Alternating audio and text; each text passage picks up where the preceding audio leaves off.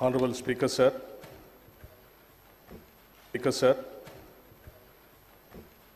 With your permission, I beg to present the annual financial statement, budget for 2024-25.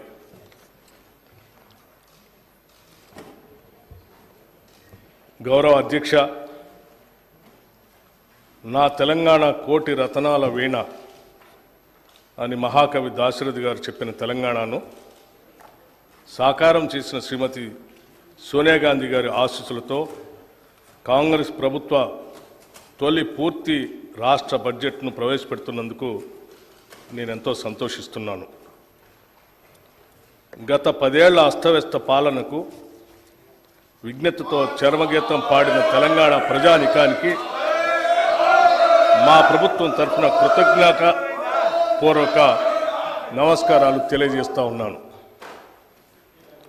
ప్రత్యేక తెలంగాణ రాష్ట్రం ఏర్పడితేనే తమ కలలు సాకారం అవుతాయని తెలంగాణ ప్రజల ప్రాణాలు సైతం ఒడ్డి సుదీర్ఘకాలం ఉద్యమించారు. ఆ ఉద్యమాల తీవ్రత వెనుకనున్న తెలంగాణ ప్రజల ఆవేదనను గుర్తించి కాంగ్రెస్ నేతృత్వంలోని యూపీఏ ప్రభుత్వం తెలంగాణ ప్రజలకు ఒక ప్రత్యేక రాష్ట్రాన్ని ఏర్పాటు చేయాలని నిర్ణయించి దానికి సంబంధించిన అన్ని లాంఛనాలను పూర్తి చేసి స్వరాష్ట్రాన్ని సాకారం చేసింది. తెలంగాణ రాష్ట్రం ఏర్పడిన తర్వాత గత దశాబ్ద కాలంలో రాష్ట్ర పురోభివృద్ధి ఆశించిన మేరకు జరగలేదు. తెలంగాణ రాష్ట్రాన్ని బంగారు తెలంగాణగా మారుస్తామని ఒట్టి ఉత్తర కుమార ప్రగల్భాలు పలికిన గత ప్రభుత్వ పాలకులు అన్ని రంగాల్లో పూర్తిగా వైఫల్యం చెందారు. పురోభివృద్ధి అటుంచి రాష్ట్ర ప్రజల సంక్షేమం సన్నగిల్లింది, అభివృద్ధి అడుగంటింది, రాష్ట్రం అప్పుల పాలైంది. చిలికి చిలికి గాలివాన అయినట్లు రాష్ట్ర ఆవిర్భావ సమయానికి ఉన్న 75,577 కోట్ల రూపాయల అప్పు గత ఏడాది డిసెంబర్ నాటికి వామనావతారంలా పెరిగి 6,71,757 కోట్ల రూపాయలకు చేరింది. అంటే గత 10 సంవత్సరాల్లో తెలంగాణ రాష్ట్ర ప్రభుత్వ అప్పు దాదాపు 10 రెట్లు పెరిగింది. తదనుగుణంగా రాష్ట్ర అభివృద్ధి జరగలేదన్నది అక్షర సత్యం. ఉమ్మడి ఆంధ్రప్రదేశ్లో తెలంగాణ రాష్ట్రానికి రావాల్సిన నీళ్లు, నిధులు, నియామకాలు దక్కటం లేదన్న కారణంగా ఉద్యమించిన రాష్ట్ర ప్రజల ఆకాంక్షలు ఎంతవరకు నెరవేరాయి అన్న ప్రశ్నకు మనమంతా కలిసి సమాధానం చెప్పుకోవాల్సిన అవసరం ఉంది. తెలంగాణ వాటాగా వచ్చే నీళ్లను రాష్ట్ర ప్రజల సాగునీరు అవసరాలకు వినియోగించాలన్నది ప్రభుత్వ ప్రధాన సంకల్పం. అయితే గత దశాబ్ద కాలంలో పాలకులు తీసుకున్న తప్పుడు విధాన నిర్ణయాల కారణంగాను, నాణ్యత లేని పనుల కారణంగాను సాగునీటి ప్రాజెక్టులు ఆశించిన ఫలితాలను ఇవ్వలేకపోతున్నాయి. నీళ్లు ఏ కాలువల ద్వారా పారించాలన్న ధ్యేయంతో కాకుండా అవినీతి సొమ్మును ఏ కాలువల ద్వారా ప్రవహింపచేయాలన్న లక్ష్యంతో గత ప్రభుత్వం పనిచేయటం వల్ల రైతుల సాగునీటి సమస్యలు అపరిష్కృతంగానే మిగిలిపోయాయి. పర్యవసానంగా మన నీళ్లను మనం సమర్థవంతంగా వాడుకోలేని పరిస్థితి దాపురించింది. ఈ పరిస్థితి నుండి బయటపడే విధంగా తగిన దిద్దుబాటు చర్యలను చేపట్టడంతో పాటు మరింత మేలైన ప్రాజెక్టుల నిర్మాణం చేపట్టాలనే కృతనిశ్చయంతో ఈ ప్రభుత్వం ఉంది. ఇక నిధుల విషయానికి వస్తే గత ప్రభుత్వ కాలంలో ఆదాయం ద్వారా కానీ, అప్పుల ద్వారా కానీ, తదితర మార్గాల ద్వారా కానీ సమకూరిన నిధుల వ్యయానికి రాష్ట్ర పురోగతికి ఏమాత్రం పొంతలు లేని పరిస్థితి నెలకొంది. ఓ పక్క అప్పులు పెరగడంతో పాటు వేరొక పక్క బిల్లుల బకాయిలు భారీగా పెరిగిపోవటం వల్ల రాష్ట్ర ఆర్థిక పరిస్థితి ప్రమాద స్థాయికి చేరుకుంది. ప్రణాళికాబద్ధంగా నడపవలసిన రాష్ట్ర ఆర్థిక వ్యవస్థను ఒంటెద్దు పోకడలతో స్వంత జాగీరుల ఆర్థిక క్రమశిక్షణ ఏమాత్రం పాటించక గత ప్రభుత్వం చేసిన తప్పిదాల పర్యవసానం మేము ఈరోజు వారసత్వంగా అందుకున్నాం. రాష్ట్ర విభజన నాటికి ఎంతో సమృద్ధిగా ఆర్థికంగా పరిపుష్టిగా ఉన్న రాష్ట్రం నేడు అప్పుల కుప్పగా మారటం విచారకరం.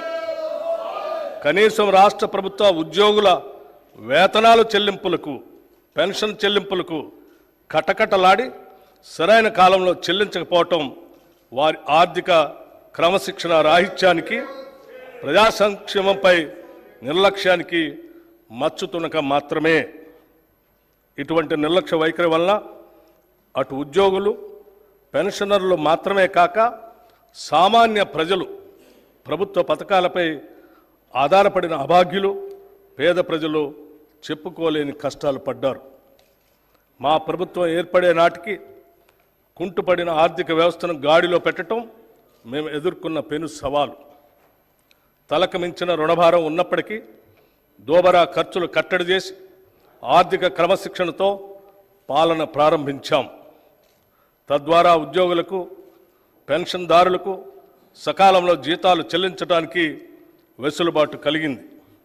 ఈ సంవత్సరం మార్చి నెల నుండి 3.69 లక్షల ప్రభుత్వ ఉద్యోగులకు, 2.87 లక్షల పెన్షన్దారులకు క్రమం తప్పకుండా ప్రతి నెల మొదటి తారీఖున జీతాలు, పెన్షన్లు చెల్లించడానికి మా ప్రభుత్వం చర్యలు తీసుకుంది. డిసెంబర్ 2023లో మా ప్రభుత్వం రాష్ట్ర ఆర్థిక స్థితిపై శ్వేతపత్రం విడుదల చేసే నాటికి 6,71,757 కోట్ల రూపాయల అప్పులు ఉన్నట్లు తేలింది. గత ప్రభుత్వం చేసిన అప్పులైనా ప్రభుత్వ పరంగా బాధ్యతతో వాటి తీర్చేందుకు అన్ని చర్యలకు శ్రీకారం చుట్టాం. మా ప్రభుత్వం ఏర్పడిన తర్వాత 35,118 కోట్ల రూపాయలు రుణాలు తీసుకోగా గత ప్రభుత్వం చేసిన రుణాలలో అసలు వడ్డీలతో కలిపి 42,892 కోట్ల రూపాయలు బకాయిల్ని చెల్లించాం. అంటే మా ప్రభుత్వం తీసుకున్న రుణాల కన్నా 7,774 కోట్ల రూపాయలు ఎక్కువగా రుణాలు ఈ కొద్ది నెలల్లోనే చెల్లించడం ద్వారా మా చిత్తశుద్ధి అర్థమవుతుంది. గత ప్రభుత్వం నిర్వాహకం వల్ల చివరికి అప్పులు కట్టడానికి కూడా అప్పులు తీసుకునే పరిస్థితికి రాష్ట్రం దిగజారింది. రాష్ట్ర ఆర్థిక పరిస్థితి ఎంత క్లిష్టంగా ఉన్నా సంక్షేమాన్ని మాత్రం మేము విస్మరించలేదు. డిసెంబర్ నుండి నేటి వరకు 34,579 కోట్ల రూపాయలు వివిధ పథకాలపై ఖర్చు చేశాం. ఈ పథకాల్లో ముఖ్యమైనవి మహిళలకు ఉచిత బస్సు ప్రయాణం, 200 యూనిట్ల ఉచిత కరెంట్, రైతు భరోసా, బియ్యంపై సబ్సిడీలు మరియు చేయూత. సంక్షేమంతో పాటు మూలధన వ్యయానికి, క్యాపిటల్ ఎక్స్పెండిచర్ కూడా అదనంగా 19,456 కోట్ల రూపాయలు ఖర్చు చేశాం. తెలంగాణ రాష్ట్రం ఏర్పడిన 10 ఏళ్ల తర్వాత వాస్తవానికి దగ్గరగా ప్రణాళికాబద్ధమైన బడ్జెట్ను తొలిసారిగా మా ప్రభుత్వం 2024 ఫిబ్రవరి 10న శాసనసభలో ప్రవేశపెట్టడం జరిగింది. గత దశాబ్ద కాలంలో నియామకాల విషయానికి వస్తే రాష్ట్ర నిరుద్యోగ యువత కన్న కలలు కలలైపోయాయి. కొత్త ఉద్యోగాలు సృష్టించమనే మాట ఉంచితే ఉన్న ఉద్యోగాల నియామక ప్రక్రియల్లో గత ప్రభుత్వం చూపించిన అలసత్వం, నిర్లక్ష్యం కారణంగా నిరుద్యోగ యువత ఆశలు అడుగంటిపోయాయి. తాము చేపట్టిన అరకొర ఉద్యోగాల నియామక ప్రక్రియలో చోటు చేసుకున్న అక్రమాలు, పేపర్ లీకేజీలు, అసమర్థ పరీక్షా నిర్వహణ వల్ల అర్హులైన యువతకు ఉద్యోగాలు రాని పరిస్థితి దాపురించింది. ప్రభుత్వ మరియు ప్రభుత్వ రంగ సంస్థల్లో కొత్త ఉద్యోగాలు సృష్టించడానికి ఉద్యోగ నియామక ప్రక్రియలో పారదర్శకంగా పనిచేయటానికి తగిన చర్యలు మా ప్రభుత్వం తీసుకుంటుంది. తెలంగాణ పబ్లిక్ సర్వీస్ కమిషన్ సంస్థను సమూలంగా ప్రక్షాళన చేసి వారికి కావలసిన నిధులను మరియు మౌలిక వసతులను సమకూర్చాం. పోలీసు, వైద్య మరియు ఇతర రంగాల్లో ఇప్పటికే 31,768 ఉద్యోగ నియామక పత్రాలని అందజేశాం. ఉద్యోగ నియామక ప్రక్రియల్లో ఇదివరకు చోటు చేసుకున్న అవకతవకలను సరిదిద్ది నియామక ప్రణాళిక క్యాలెండర్ను త్వరలోనే ప్రకటిస్తాం. గత ప్రభుత్వ వైఫల్యాలను గమనించిన రాష్ట్ర ప్రజలు మార్పును కోరి ఇందిరమ్మ రాజ్యం కోసం కాంగ్రెస్ పార్టీకి అధికారం ఇచ్చారు. తత్ఫలితంగా గౌరవనీయులు శ్రీ రేవంత్ రెడ్డి గారి నేతృత్వంలో కాంగ్రెస్ పార్టీ ప్రభుత్వాన్ని ఏర్పరిచింది. ప్రజల ఆకాంక్షలతో కాంగ్రెస్ పార్టీ ఆశయాలను సమన్వయపరిచి ఎన్నికల ముందు మేము ఇచ్చిన హామీలను, అభివృద్ధి కార్యక్రమాలను అమలుపరచాలనే దృఢదీక్షతో ప్రభుత్వాన్ని ఏర్పాటు చేశాం. మేము ఇచ్చిన హామీలు ఎన్నికల్లో ఏదో విధంగా గెలవాలనే ఉద్దేశంతో ఇచ్చినవి కావు. ప్రజల గుండె చప్పళ్లకు స్పందించి రూపొందించినవే. మరొక్కసారి చెప్తా ఉన్నాను మీకు, ప్రజల గుండె చప్పళ్లకు స్పందించి రూపొందించినవే. మా హామీలు అలివి కానివని ప్రతిపక్షాలు పదే పదే విమర్శలు చేస్తుండటం గమనార్హం. సంకల్ప బలం, చిత్తశుద్ధి, సమర్థత, నిజాయితీ పునాదులుగా నిర్మితమైనటువంటి మా ప్రభుత్వానికి అలివి కానివి లేనే లేవని నిరూపించాం. ఇందుకు తొలిమెట్టుగా రాష్ట్ర మహిళలందరికీ ఇప్పటికే మహాలక్ష్మి పథకం కింద ఉచిత ఆర్టీసీ బస్సు ప్రయాణం కల్పించాం. ఆరోగ్యశ్రీ పథకం కింద అర్హులైన వారందరికీ వైద్య ఖర్చుల నిమిత్తం 5 లక్షల రూపాయల పరిమితిని 10 లక్షల రూపాయలకు పెంచడం మా ప్రభుత్వ చిత్తశుద్ధికి నిదర్శనం. మహాలక్ష్మి పథకం కింద 500 రూపాయలకే గ్యాస్ సిలిండర్లను అర్హులైన వారందరికీ సరఫరా చేస్తున్నాం. పేదలకు సొంతింటి కల నెరవేర్చే ఇందిరమ్మ ఇళ్ల పథకం కూడా ప్రారంభించాం. నెలకు 200 యూనిట్ల విద్యుత్తును అర్హులైన వినియోగదారులకి ఉచితంగా ఇస్తున్నాం. ఈ పథకాలన్నీ మా ప్రభుత్వం ఏర్పడిన కొద్ది రోజుల్లోనే మేము ఇచ్చిన హామీలకు అనుగుణంగా అమలుపరిచాం. ఇది మా నిజాయితీకి నిదర్శనం. రైతు భరోసాతో పాటు ఇతర హామీలన్నింటినీ సత్వరమే పూర్తిగా అమలు చేసి తీరుతాం. ఒక్క ముక్కలో చెప్పాలంటే ఎన్నికల సమయంలో ఇందిరమ్మ రాజ్యాన్ని తెలంగాణలో స్థాపిస్తామని ప్రజలకిచ్చిన వాగ్దానాన్ని నిలబెట్టుకోవటానికి నిరంతరం కృషి చేస్తాం. బడ్జెట్ అనేది కేవలం అంకెల సమాహారం కాదు, అది మన విలువల మరియు ఆశల వ్యక్తీకరణ కూడా. The budget is not just a collection of numbers but also an expression of our values and aspirations. మేము ప్రవేశపెడుతున్నటువంటి ఈ బడ్జెట్ మమ్మల్ని నమ్మిన రాష్ట్ర ప్రజల ఆకాంక్షలు మరియు వారి నమ్మకాల ప్రతిబింబమే. తెలంగాణ రాష్ట్ర ఆర్థిక స్థితిగతుల గురించి 2023-24 సంవత్సరానికి ప్రపంచ ఆర్థిక వ్యవస్థ 3.2% అభివృద్ధి చెందింది. ఇదే కాలానికి భారతదేశ ఆర్థిక రంగం 7.6%, తెలంగాణ 7.4%గా వృద్ధిని నమోదు చేశాయి. అంటే గత సంవత్సరంలో తెలంగాణ వృద్ధి రేటు జాతీయ వృద్ధి రేటు కన్నా తక్కువ అని గమనించాలి. 2023-24 ఆర్థిక సంవత్సరంలో తెలంగాణ స్థూల రాష్ట్ర దేశీయ ఉత్పత్తి జిఎస్డిపి ప్రస్తుత ధరల ఆధారంగా లెక్కిస్తే 14,63,963 కోట్ల రూపాయలు. గత సంవత్సరంతో పోలిస్తే 11.9% వృద్ధి రేటు నమోదైంది. జాతీయ స్థాయిలో ఈ వృద్ధి రేటు 0.1% ఉంది. ఆదాయ వృద్ధితో పోల్చినప్పుడు పెరిగిన రుణం వల్ల ఖర్చుల కోసం ప్రభుత్వం రుణాలపై భారీగా ఆధారపడిందన్న విషయం స్పష్టమవుతా ఉంది. ఇటువంటి పరిస్థితి ఆర్థిక సుస్థిరతకు ప్రమాదం కలిగించేటువంటి అవకాశం ఉంది. ఆదాయాన్ని మించి రుణం నిరంతరంగా పెరుగుతుందంటే కఠోర ఆర్థిక సంస్కరణలు తీసుకురాని పక్షంలో తెలంగాణ ఆర్థిక స్వస్థత ప్రమాదంలో పడుతుంది. దాన్ని నివారించాలంటే ఆర్థిక వ్యయాన్ని ఆదాయాన్ని సమన్వయపరిచే చర్యలు తీసుకోవాల్సినటువంటి అవసరం ఉంది.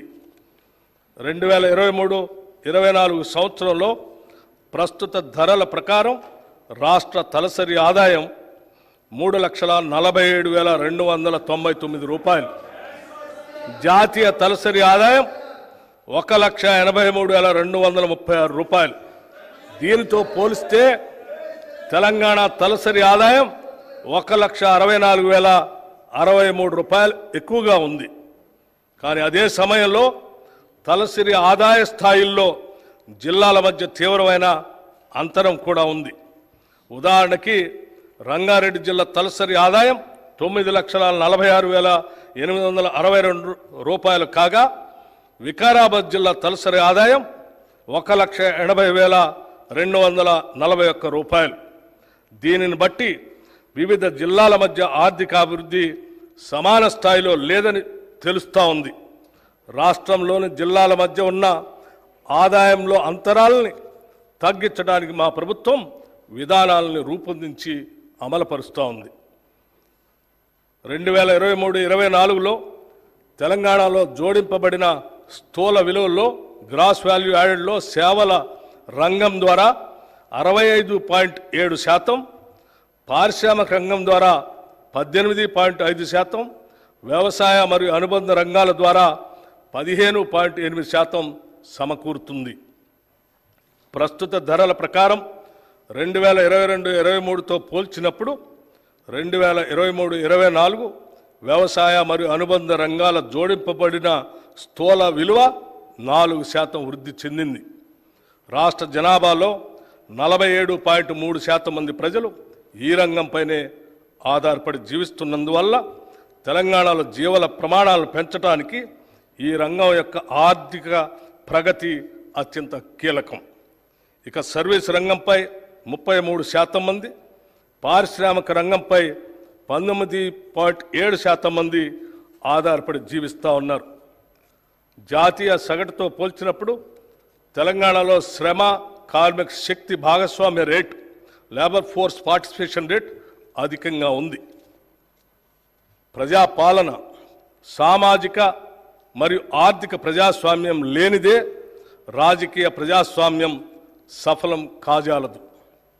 ఆ రెండు కూడా రాజకీయ ప్రజాస్వామ్యానికి పునాది రాళ్ళు.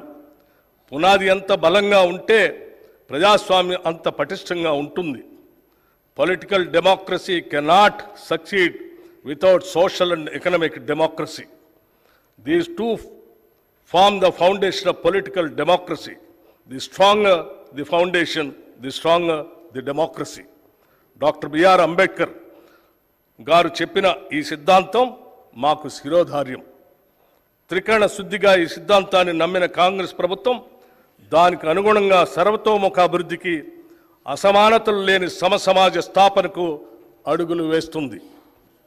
కాంగ్రెస్ ప్రభుత్వం ఏర్పడిన అనతి కాలంలోనే ప్రజాపాలనకు అంకురార్పణ చేసింది. డిసెంబర్ 28, 2023 నుండి జనవరి 6, 2024 వరకు ప్రభుత్వ హామీల అమలుకు రాష్ట్రంలోని అన్ని గ్రామాలలో, వార్డుల్లో సభలు ఏర్పాటు చేసి లబ్ధిదారుల నుండి 1,09,00,000 దరఖాస్తులు స్వీకరించబడ్డాయి. వాటన్నిటినీ కంప్యూటర్ ప్రోగ్రాం ద్వారా క్రోడీకరించాం. వచ్చిన దరఖాస్తులన్నింటినీ పరిశీలించి వివిధ పథకాలకు అర్హులైన వారందరినీ గుర్తించి వారికి పథకాలని అందజేస్తున్నాం. ఈ సంవత్సరం మార్చి 5వ తేదీ నుండి ప్రతి మండల కేంద్రంలో ప్రజాపాలన సేవా కేంద్రాలని ప్రారంభించాం. ఈ సేవా కేంద్రాల్లో రేషన్ కార్డులు, Aadhaar, gas cylinder, LPG ID, విద్యుత్ వినియోగ నంబర్ లాంటి వాటికి సవరింపులు చేసుకునే వెసులుబాటు కల్పించాం. దివంగత మాజీ ప్రధాని శ్రీ రాజీవ్ గాంధీ గారు చెప్పినట్లు ప్రభుత్వం పేదరిక నిర్మూలనకు పథకాలకు ఖర్చు చేసే ప్రతి రూపాయిలో కేవలం 15 పైసలు మాత్రమే నిజమైన లబ్ధిదారునికి చేరుతుంది. ప్రభుత్వ పథకాలు పాలనా ఫలితాలు అర్హులకు సరిగా అందనప్పుడు వారు నిరాశ నిస్పృహలకు లోనవుతారు. అలాంటి వారు తమ గళం ఎప్పి సమస్యలను ఎక్కడ చెప్పుకోవాలో ఎలా పరిష్కరించాలో తెలియని దిక్కుదోచని తీర్చులో ఉంటారు. అటువంటి వారి సమస్యలు వెనువెంటనే ప్రభుత్వ దృష్టికి తీసుకొచ్చి పరిష్కరించే సౌలభ్యం రాష్ట్ర స్థాయి ప్రజావాణి ద్వారా తీసుకువచ్చాం. గతంలో సామాన్యులకు దుర్భేద్యమైన ప్రగతి భవన్ ముళ్ల కంచెలు తొలగించి తలుపులు తెరిచి మహాత్మా జ్యోతిబా పూలే ప్రజాభవన్గా మార్చాం. అక్కడే వారానికి 2 రోజులు ప్రజావాణి నిర్వహిస్తూ సామాన్య ప్రజల విశ్వసనీయతను చూరగొన్నాం. ప్రజల నుంచి అందుకున్న ప్రతి అర్జీకి రసీదు ఇస్తున్నాం. అర్జీలన్నింటినీ ఒక పోర్టల్ ద్వారా సంబంధిత అధికారులకు వాటిని పరిష్కరించేందుకు వెంటనే పంపడం జరుగుతుంది. ఈ ప్రజావాణి సక్రమ నిర్వహణకు ఒక ప్రత్యేక ఐఏఎస్ అధికారిని కూడా నియమించాం. ఏ పని అయినా ఆగవచ్చు, కానీ వ్యవసాయం ఆగదు. Everything can wait but not agriculture. మన దేశ తొలి ప్రధాని జవహర్లాల్ నెహ్రూ గారు చెప్పిన ఈ మాటలను మేము బలంగా విశ్వసిస్తున్నాం మరియు ఆచరిస్తున్నాం. ఎండకు ఎండుతూ వానకు తడుస్తూ ఆరుగాలం శ్రమిస్తూ దేశ ఆర్థికాభివృద్ధికి దోహదపడే శ్రమజీవి రైతు. అప్పులు చేసైనా ఆహారం అందించాలన్న తపోదీక్ష రైతన్నది. ఆహార భద్రత కల్పిస్తూ సమాజాన్ని ఆదుకునే రైతన్నకు భరోసా కల్పించడం ప్రభుత్వ కనీస బాధ్యత. వ్యవసాయ రంగంలో అభివృద్ధి సాధించాలంటే రైతన్నలకు తగిన ప్రోత్సాహకాలని కల్పించాలి. రైతుకి ఇచ్చే చేయూత 2 విధాలుగా ఉండాలి. మొదటిది వారికి పెట్టుబడి సమస్యలు లేకుండా చూడటం, రెండవది వారు పండించిన పంటకు భద్రత కల్పిస్తూ వ్యవసాయ ఉత్పత్తులకు తగిన గిట్టుబాటు ధరలు దక్కేలా చూడటం. It always seems impossible until it's done. పెద్దలు నెల్సన్ మండేలా గారు చెప్పిన ఈ అంశాన్ని మేము ప్రతి సందర్భంలో రుణమాఫీ ఏదైనా పని జరిగే వరకు అది అసాధ్యంగా గోచరిస్తుందని నెల్సన్ మండేలా గారు చెప్పిన ఈ మాటలు కాంగ్రెస్ ప్రభుత్వ రుణమాఫీ హామీకి అక్షరాల వర్తిస్తాయి. రైతులకు 2 లక్షల రుణమాఫీ అనేది మా కాంగ్రెస్ ప్రభుత్వం ఇచ్చిన హామీలలో అత్యంత ప్రధానమైనది. ఎంతో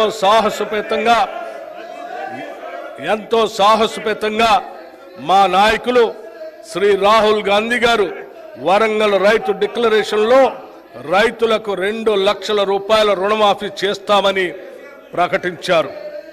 ఈ రుణమాఫీకి అవసరమైన నిధులు ఎలాగైనా సమీకరించాలనే సంకల్ప బలం మాకు మొదటి నుంచి ఉంది.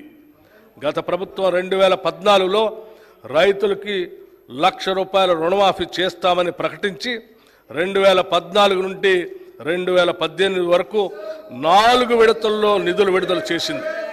ఇలా పలు దఫాల్లో నిధులు విడుదల చేయటం వల్ల అసలు తీరకపోవడంతో పాటు రైతులకు వడ్డీ భారం కూడా పెరిగింది. రెండోసారి అధికారంలోకి వచ్చిన తర్వాత కూడా మళ్ళీ 1,00,000 రూపాయలు మాఫీ చేస్తామని చెప్పి 5 సంవత్సరాల కాలంలో సరిగ్గా ఎన్నికల ముందు కొద్దిపాటి నిధులు విడుదల చేసి చేతులు దులుపుకున్నారు. దీనివల్ల రైతులు తీవ్రంగా నష్టపోయారు. వడ్డీ భారం పెరిగిపోవటం, పాత బకాయిలు తీరకపోవటం వలన బ్యాంకులు కొత్త రుణాలు ఇవ్వలేదు. వ్యవసాయానికి పెట్టుబడి అందక రైతులు వడ్డీ వ్యాపారుల దయాదాక్షిణ్యాలపై ఆధారపడి బతకాల్సిన దుస్థితి ఏర్పడింది. ఇలా అరకొర రుణమాఫీలా కాకుండా రైతుకు నిజమైన మేలు జరగాలనే ఉద్దేశంతో మా ప్రభుత్వం ఒకేసారిగా 31,000 కోట్ల రుణమాఫీ చేయాలని సంకల్పించింది. చాతగా నమ్మకు మాటలు ఎక్కువ అన్నట్లు రుణమాఫీలో పూర్తిగా విఫలమైన గత ప్రభుత్వ నాయకులు మా చిత్తశుద్ధిని శంకిస్తూ ప్రజలను తప్పుదోవ పట్టించేందుకు శతవిధాలా ప్రయత్నించారు. ఇంకా ప్రయత్నిస్తూనే ఉన్నారు. డిసెంబర్ 12, 2018 సంవత్సరం నుండి డిసెంబర్ 9, 2023 వరకు ఉన్న రుణాలన్నింటికీ రుణమాఫీ వర్తింపచేస్తూ అత్యంత సాహసోపేతమైన నిర్ణయం తీసుకున్నాం. తీవ్ర ఆర్థిక సంక్షోభంలో అధికారం అందుకున్న మేము తగిన ప్రణాళికతో పొదుపుతో ఇచ్చిన మాట ప్రకారం 2 లక్షల రూపాయల రుణమాఫీకి అవసరమైన 31,000 కోట్ల రూపాయలను సమీకరించుకుంటున్నాం. జూలై 18న 1,00,000 రూపాయల వరకు ఒకటేసారి రుణం ఉన్న 11,34,000 రైతన్నలకు 6,035 కోట్ల రూపాయలు రుణమాఫీ మొత్తాన్ని వారి ఖాతాల్లో ఒకేసారి జమ చేశాం. 2 లక్షల రూపాయల వరకు రుణం ఉన్న మిగతా రైతులకు కూడా అతి త్వరలో రుణమాఫీ జరుగుతుంది. కాంగ్రెస్ మాట ఇస్తే శిలా శాసనమని రుణమాఫీ అమలుతో మరొక్కసారి రుజువైంది. ఈ రుణమాఫీతో తీవ్ర నిరాశలో ఉన్న రాష్ట్ర అన్నదాతల్లో భవిష్యత్తుపై తిరిగి ఆశలు చిగురించాయి. వారి సంబరాలు అంబరాన్ని అంటాయి. ఇక ముందు కూడా రైతు పక్షాన మా ప్రభుత్వం సదా అండగా ఉంటుంది. రైతు భరోసా గత ప్రభుత్వం అమలు చేసిన రైతు బంధు పథకం కింద 5 సంవత్సరాల్లో 80,440 కోట్ల రూపాయలు ఖర్చు చేసింది. దీనిలో అధిక శాతం లబ్ధి అనర్హులకి, సాగులో లేని భూమి యజమానులకి, రియల్ ఎస్టేట్ వ్యాపారులకి అందటం వల్ల నిధులు భారీగా దుర్వినియోగం అయ్యాయి. గత ప్రభుత్వం చేసిన ఈ నిర్వాహకం వల్ల ప్రభుత్వ సొమ్ము నిరుపయోగమైంది. గత ప్రభుత్వం వారు రూపొందించుకున్న నియమ నిబంధనలను వారే తుంగలో తొక్కారు. ఇది చాలా శోచనీయం మరియు క్షమించరాని నేరం. మా ప్రభుత్వం అర్హులైన రైతులకు మాత్రమే లబ్ధి చేకూరేలాగా రైతు బంధు పథకం స్థానే రైతు భరోసాను తీసుకొచ్చింది. ఈ పథకం ద్వారా అర్హులైన రైతులకు ఏటా ఎకరానికి 15,000 రూపాయలు చెల్లించాలన్నది మా ప్రభుత్వ సంకల్పం. దీని అమలుకు విధి విధానాలు చర్చించి నిర్ణయించడానికి ఒక కేబినెట్ సబ్ కమిటీ ఏర్పాటు చేశాం. ఈ కమిటీ పలు జిల్లాల్లో పర్యటించి ఆ ప్రాంత రైతుల్ని, వ్యవసాయ రంగ నిపుణుల్ని, మేధావుల్ని సంప్రదించి వారి అభిప్రాయాలను సేకరించింది. ప్రజాభిప్రాయాలన్నింటినీ క్రోడీకరించి వాటిని గౌరవ సభలో ఉంచి చర్చించి గౌరవ శాసనసభ్యులు అందరి అభిప్రాయాన్ని తీసుకొని అమలు చేయాల్సిన విధి విధానాలపై తగిన నిర్ణయం తీసుకుంటాం. ప్రభుత్వ విధానాలు పారదర్శకంగా ప్రజల భాగస్వామ్యంతో ఖరారు చేయాలి. అంతేకాని 4 గోడల గడిల మధ్యన కాదు అని మా పనితీరుకు రైతు భరోసా విధానం ఒక ఉదాహరణ. రైతు కూలీల సంక్షేమం. భూమి లేని గ్రామీణ ప్రజానికం ఎక్కువగా రైతు కూలీలుగా పనిచేస్తూ దుర్భర జీవితాన్ని గడుపుతున్నారు. వారికి ఎటువంటి ఆర్థిక భద్రత ఉండకపోవడంతో పనిలేని రోజుల్లో పస్తులు ఉండాల్సిన బాధాకరమైన పరిస్థితి. వీరికి గత 10 ఏళ్లలో ప్రభుత్వ పరంగా ఎటువంటి సహాయ సహకారాలు అందలేదు. భూమి లేని రైతు కూలీల ఆర్థిక మరియు జీవన స్థితిగతులు మెరుగుపరచడానికి మా ప్రభుత్వం లక్షలాది భూమి లేని నిరుపేద రైతు కూలీలకు సంవత్సరానికి 12,000 రూపాయలు అందించే బరోత్తర కార్యక్రమాన్ని ఈ సంవత్సరంలోనే ప్రారంభించబోతున్నాం. అతివృష్టి అనావృష్టుల రైతన్నల పాలిట శాపాలు. ఏడాది పాటు శ్రమించిన అనుకోని ప్రకృతి విపత్తులతో పండిన పంట చేతికందక రైతు రుణభారంతో కుంగిపోయి రైతు కూలీగా మారే పరిస్థితులు ఉత్పన్నమవుతాయి. వారిని ఇలాంటి దైన్య స్థితి నుండి కాపాడాల్సిన బాధ్యత ప్రభుత్వానిది. గత ప్రభుత్వం ఈ పథకానికి అవసరమైన బీమా ప్రీమియం చెల్లించక రైతుల కడగళ్లకు కారణమైంది. మా ప్రభుత్వం రైతుకు ఆర్థిక భద్రత కలిగించేందుకు పంటల బీమా పథకాన్ని అమలు చేయడానికి ఈ సంవత్సరం నుండి ప్రధానమంత్రి ఫసల్ బీమా యోజన పథకంలో చేరాలని నిర్ణయించాం. ఈ పథకం కింద రైతులు చెల్లించాల్సిన బీమా ప్రీమియం కూడా రాష్ట్ర ప్రభుత్వమే చెల్లిస్తుంది. రైతులకి పైసా ఖర్చు లేకుండా వారు వేసిన పంటలకు పూర్తి భద్రత ఈ పథకం కల్పిస్తుంది.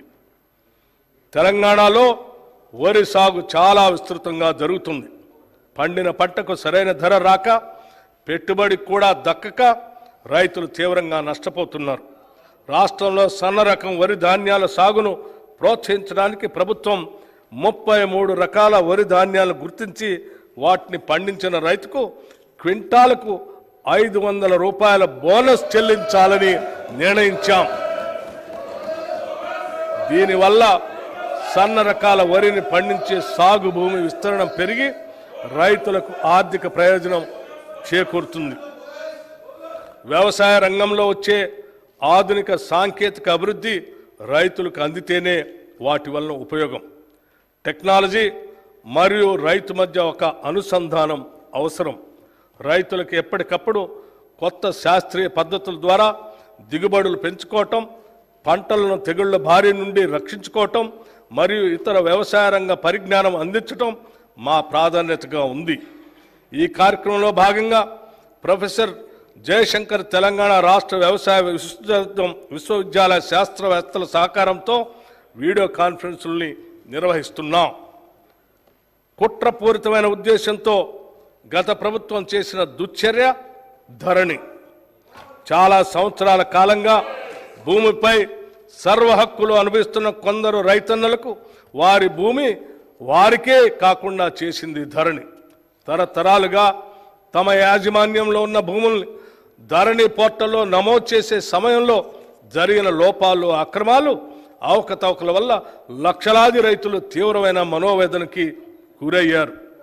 ఆ పొరపాట్లను సరిదిద్దేందుకు ప్రభుత్వ కార్యాలయాల చుట్టూ తిరిగి వేసారిపోయారు.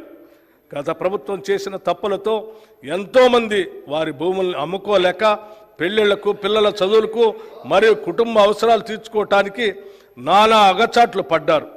లోపభూయిష్టమైన ధరణి నిర్వహణ వల్ల చాలామంది రైతులకి అందవలసిన రైతు బంధు, రైతు బీమా వంటి ప్రభుత్వ పథకాలు కూడా అందక నష్టపోయారు. సాక్షాత్తు తెలంగాణ హైకోర్టు కూడా ధరణి పోర్టల్లోని ఎన్నో లోపాలని ఎత్తి చూపింది. ప్రజలకు ఇచ్చిన హామీ మేరకు మా ప్రభుత్వం ఏర్పడిన తర్వాత జనవరి 2024లో ధరణి పోర్టల్ అమలు కారణంగా వచ్చిన సమస్యల్ని అధ్యయనం చేయడానికి ఒక కమిటీని నియమించింది. ఆ కమిటీ సూచనల మేరకు మొదటి దశలో పెండింగ్లో ఉన్న దరఖాస్తులను పరిశీలించి పరిష్కరించడానికి స్పెషల్ డ్రైవ్ను ఈ సంవత్సరం మార్చి 1 నుండి మార్చి 15 వరకు జిల్లా కలెక్టర్ల ఆధ్వర్యంలో చేపట్టాం. మార్చి 1, 2024 నాటికి 2,26,740 దరఖాస్తులు పెండింగ్లో ఉండగా 1,22,774 కొత్త దరఖాస్తులు వచ్చాయి. మొత్తంగా ఉన్న 3,49,514 దరఖాస్తుల్లో మార్చి 1 నుండి నేటి వరకు 1,79,143 దరఖాస్తుల్ని పరిష్కరించాం. నేటికి ధరణిలో 35 లావాదేవీలకు సంబంధించిన మాడ్యూల్ని, 10 సమాచార మాడ్యూల్ని అందుబాటులోకి తీసుకురావడం జరిగింది. ఈ మాడ్యూళ్ల వల్ల క్షేత్రస్థాయిలో ఎదురవుతున్న ఇబ్బందులకు కొంతవరకు పరిష్కారం లభిస్తుంది. మేము ధరణి సమస్యల పరిష్కార పురోగతిని ఎప్పటికప్పుడు కలెక్టర్లతో సమీక్షిస్తున్నాం. ధరణి కమిటీ పూర్తి అధ్యయనం అయిన తర్వాత శాశ్వత పరిష్కార దిశగా తగిన చర్యలు తీసుకుంటాం. మన రాష్ట్ర జనాభాలో 47.3% ప్రజలు వ్యవసాయంపై ఆధారపడి జీవనోపాధి పొందుతున్నారు. కానీ మన రాష్ట్ర ఆర్థిక రంగంలో వ్యవసాయ మరియు సంబంధిత రంగాల వాటా 15.8% మాత్రమే. ఈ రంగం యొక్క వాటా పెరిగినప్పుడు రైతుల ఆర్థిక పరిపుష్టికి దారితీస్తుంది. అందుకే మా ప్రభుత్వం రైతుకు అవసరమైన అన్ని విధాల చేయూత అందిస్తుంది. ఇప్పటి వరకు ఏ ప్రభుత్వం చేయనంత సాహసం మేము ఈ బడ్జెట్లో చేస్తున్నాం. మొత్తం ప్రతిపాదిత బడ్జెట్లో సింహభాగం అంటే 72,659 కోట్ల రూపాయలు వ్యవసాయ రంగానికి ప్రతిపాదిస్తున్నాం. ఇది రైతుల తలరాతలు మార్చే ఒక చారిత్రాత్మక నిర్ణయం. భారతదేశ చరిత్రలో వ్యవసాయ రంగానికి ఇది ఒక మైలురాయి. హార్టికల్చర్ ఆయిల్ పామ్ సాగు తెలంగాణలో 12.12 లక్షల ఎకరాల్లో ఉద్యాన పంటల సాగు ద్వారా 53.06 లక్షల మెట్రిక్ టన్నుల ఉత్పత్తి జరుగుతూ ఉంది. రాష్ట్రంలో ఆయిల్ పామ్ సాగును ప్రోత్సహించేందుకు oil palm area expansion under national mission on edible oils పథకం కింద ఆయిల్ పామ్ సాగు రైతులకి అవసరమైన సహాయం అందిస్తాం. 2024-25లో రాష్ట్రంలో 1 లక్ష ఎకరాల ఆయిల్ పామ్ సాగు చేసేలాగా లక్ష్యంగా పెట్టుకున్నాం. ఇప్పటికే 77,857 ఎకరాలకి రిజిస్ట్రేషన్ జరగగా 23,131 ఎకరాలకి అనుమతులు కూడా ఇవ్వటం జరిగింది. వచ్చిన మొత్తం రిజిస్ట్రేషన్లకి ఈ నెలలోనే ప్లాంటేషన్ మరియు డ్రిప్ అనుమతులు కూడా ఇవ్వాలని లక్ష్యంగా పెట్టుకున్నాం. నాణ్యమైన విత్తనాలు లభిస్తేనే రైతుకు సరైన దిగుబడి వస్తుంది. గత ప్రభుత్వ పాలనలో రాష్ట్ర రైతాంగం నకిలీ విత్తనాల వల్ల పూర్తిగా నష్టపోయారు. రైతాంగం అప్పులు తెచ్చి పెట్టిన పెట్టుబడి నకిలీ విత్తనాల కారణంగా మొత్తం వృధా అవుతుంది. మా ప్రభుత్వం నకిలీ విత్తనాలను అరికట్టేందుకు కృత నిశ్చయంతో ఉంది. నకిలీ విత్తనాలను అరికడుతూ నాణ్యమైన విత్తనాలు రైతులకు అందించే దిశగా చర్యలు తీసుకుంటున్నాం. రైతులకు నష్టం జరిగే ఎటువంటి చర్యలను మా ప్రభుత్వం సహించదు. హార్టికల్చర్కు బడ్జెట్లో 737 కోట్ల రూపాయలు ప్రతిపాదిస్తున్నాం. పశుసంవర్ధక శాఖ పాడి పశువుల పెంపకం గ్రామీణ ప్రజానికానికి ఎంతో ఆర్థిక పుష్టిని ఇస్తుంది. పాలు, మాంసం, గుడ్లు ప్రజానికానికి పోషణ అందించడంతో పాటు అదనపు ఆదాయం ఇస్తాయి. ఇతర అనుబంధ రంగాలైన చేపలు, గొర్రెలు, కోళ్ల పెంపకం ఎంతోమందికి జీవనోపాధి కల్పిస్తాయి. ఈ రంగం గ్రామీణ ప్రాంతాల్లో ఉపాధి కల్పిస్తూ అభివృద్ధిలో కీలక పాత్ర వహిస్తుంది. పాల ఉత్పత్తి రంగంలో 62% వాటా చిన్న సన్నకారు మరియు భూమి లేని పేదలదే. వారు రాష్ట్రంలోని పశు సంపదలో 70% వాటా పొంది ఉన్నారు. ఈ రంగంలో రాష్ట్రం 326.39 లక్షల పశు సంపదతో దేశంలో 8వ స్థానంలో ఉంది. పశు సంవర్ధక రంగానికి ఈ బడ్జెట్లో 1,980 కోట్ల రూపాయలు ప్రతిపాదిస్తున్నాము. అభయహస్తం 6 హామీలకు సంబంధించి మహిళలను మహాలక్ష్మిగా గౌరవించడం మన సంస్కృతి. మహాలక్ష్మి పథకం కింద తెలంగాణ రాష్ట్రంలోని మహిళలందరికీ టీజీఆర్టీసీ నడిపే బస్సుల్లో ఉచిత ప్రయాణ సౌకర్యం కల్పించాం. ప్రయాణించే దూరం పైన, ప్రయాణించే పర్యాయాలపైన ఎటువంటి పరిమితి లేదు. ఈ పథకాన్ని ఇప్పటి వరకు 68.60 కోట్ల ప్రయాణాలను మహిళలు ఆర్టీసీ బస్సుల్లో ఉచితంగా చేశారు. పర్యవసానంగా తెలంగాణ మహిళలకు 2,351 కోట్ల రూపాయలు ఆదా అయింది. ఈ ఉచిత బస్సు సౌకర్యంతో రాష్ట్రమంతా మహిళల్లో హర్షాతిరేకాలు వెల్లువిరుస్తున్నాయి. వారు ఈ సౌకర్యాన్ని వినియోగించుకొని రాష్ట్రం నలుమూలల్లో ఉన్న పర్యాటక కేంద్రాలను, దేవాలయాలను, బంధుమిత్రులను సందర్శించే వెసులుబాటు ఏర్పడింది.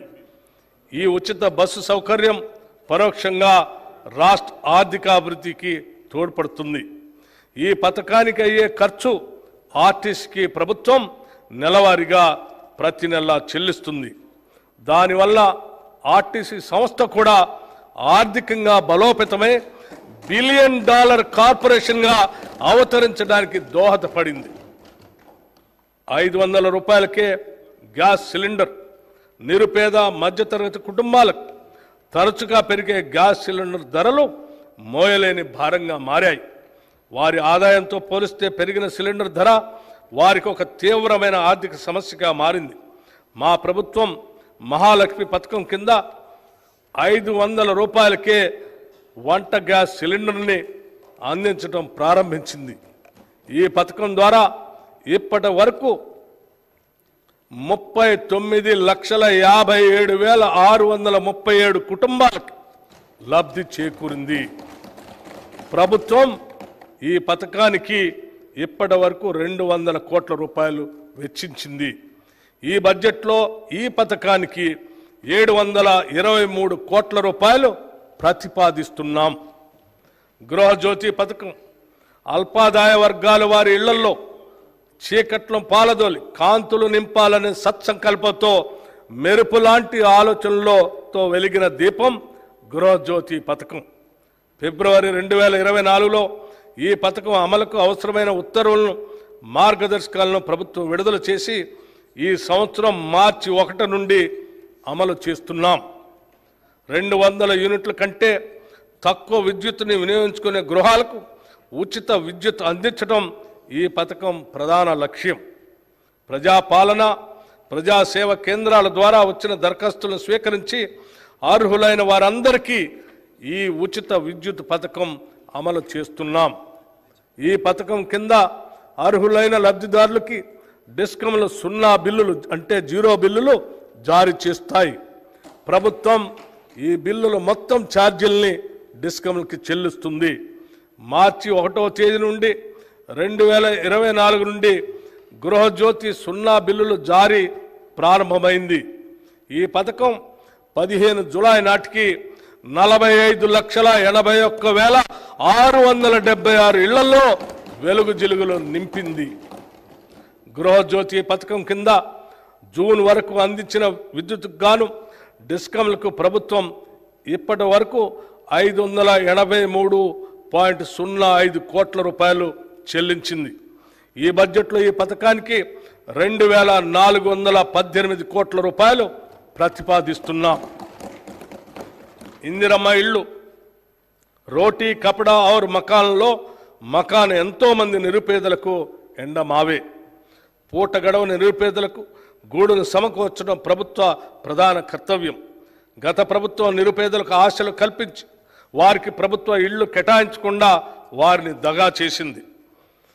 అసెంబ్లీ ఎన్నికల మేనిఫెస్టోలో పేర్కొన్న విధంగా మా ప్రభుత్వం ఇందిరమ్మ ఇళ్ళు అనే నూతన గృహ నిర్మాణ కార్యక్రమాన్ని ప్రారంభించి వారి ఆశలు నిజం చేసింది.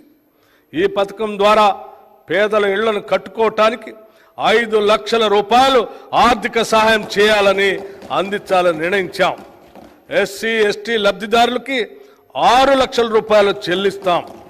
2024-25 ఆర్థిక సంవత్సరంలో ప్రతి నియోజకవర్గంలో కనీసం 3,500 ఇళ్ల చొప్పున మొత్తం 4,50,000 ఇళ్ల నిర్మాణానికి సహకారం అందించాలని నిర్ణయించాం.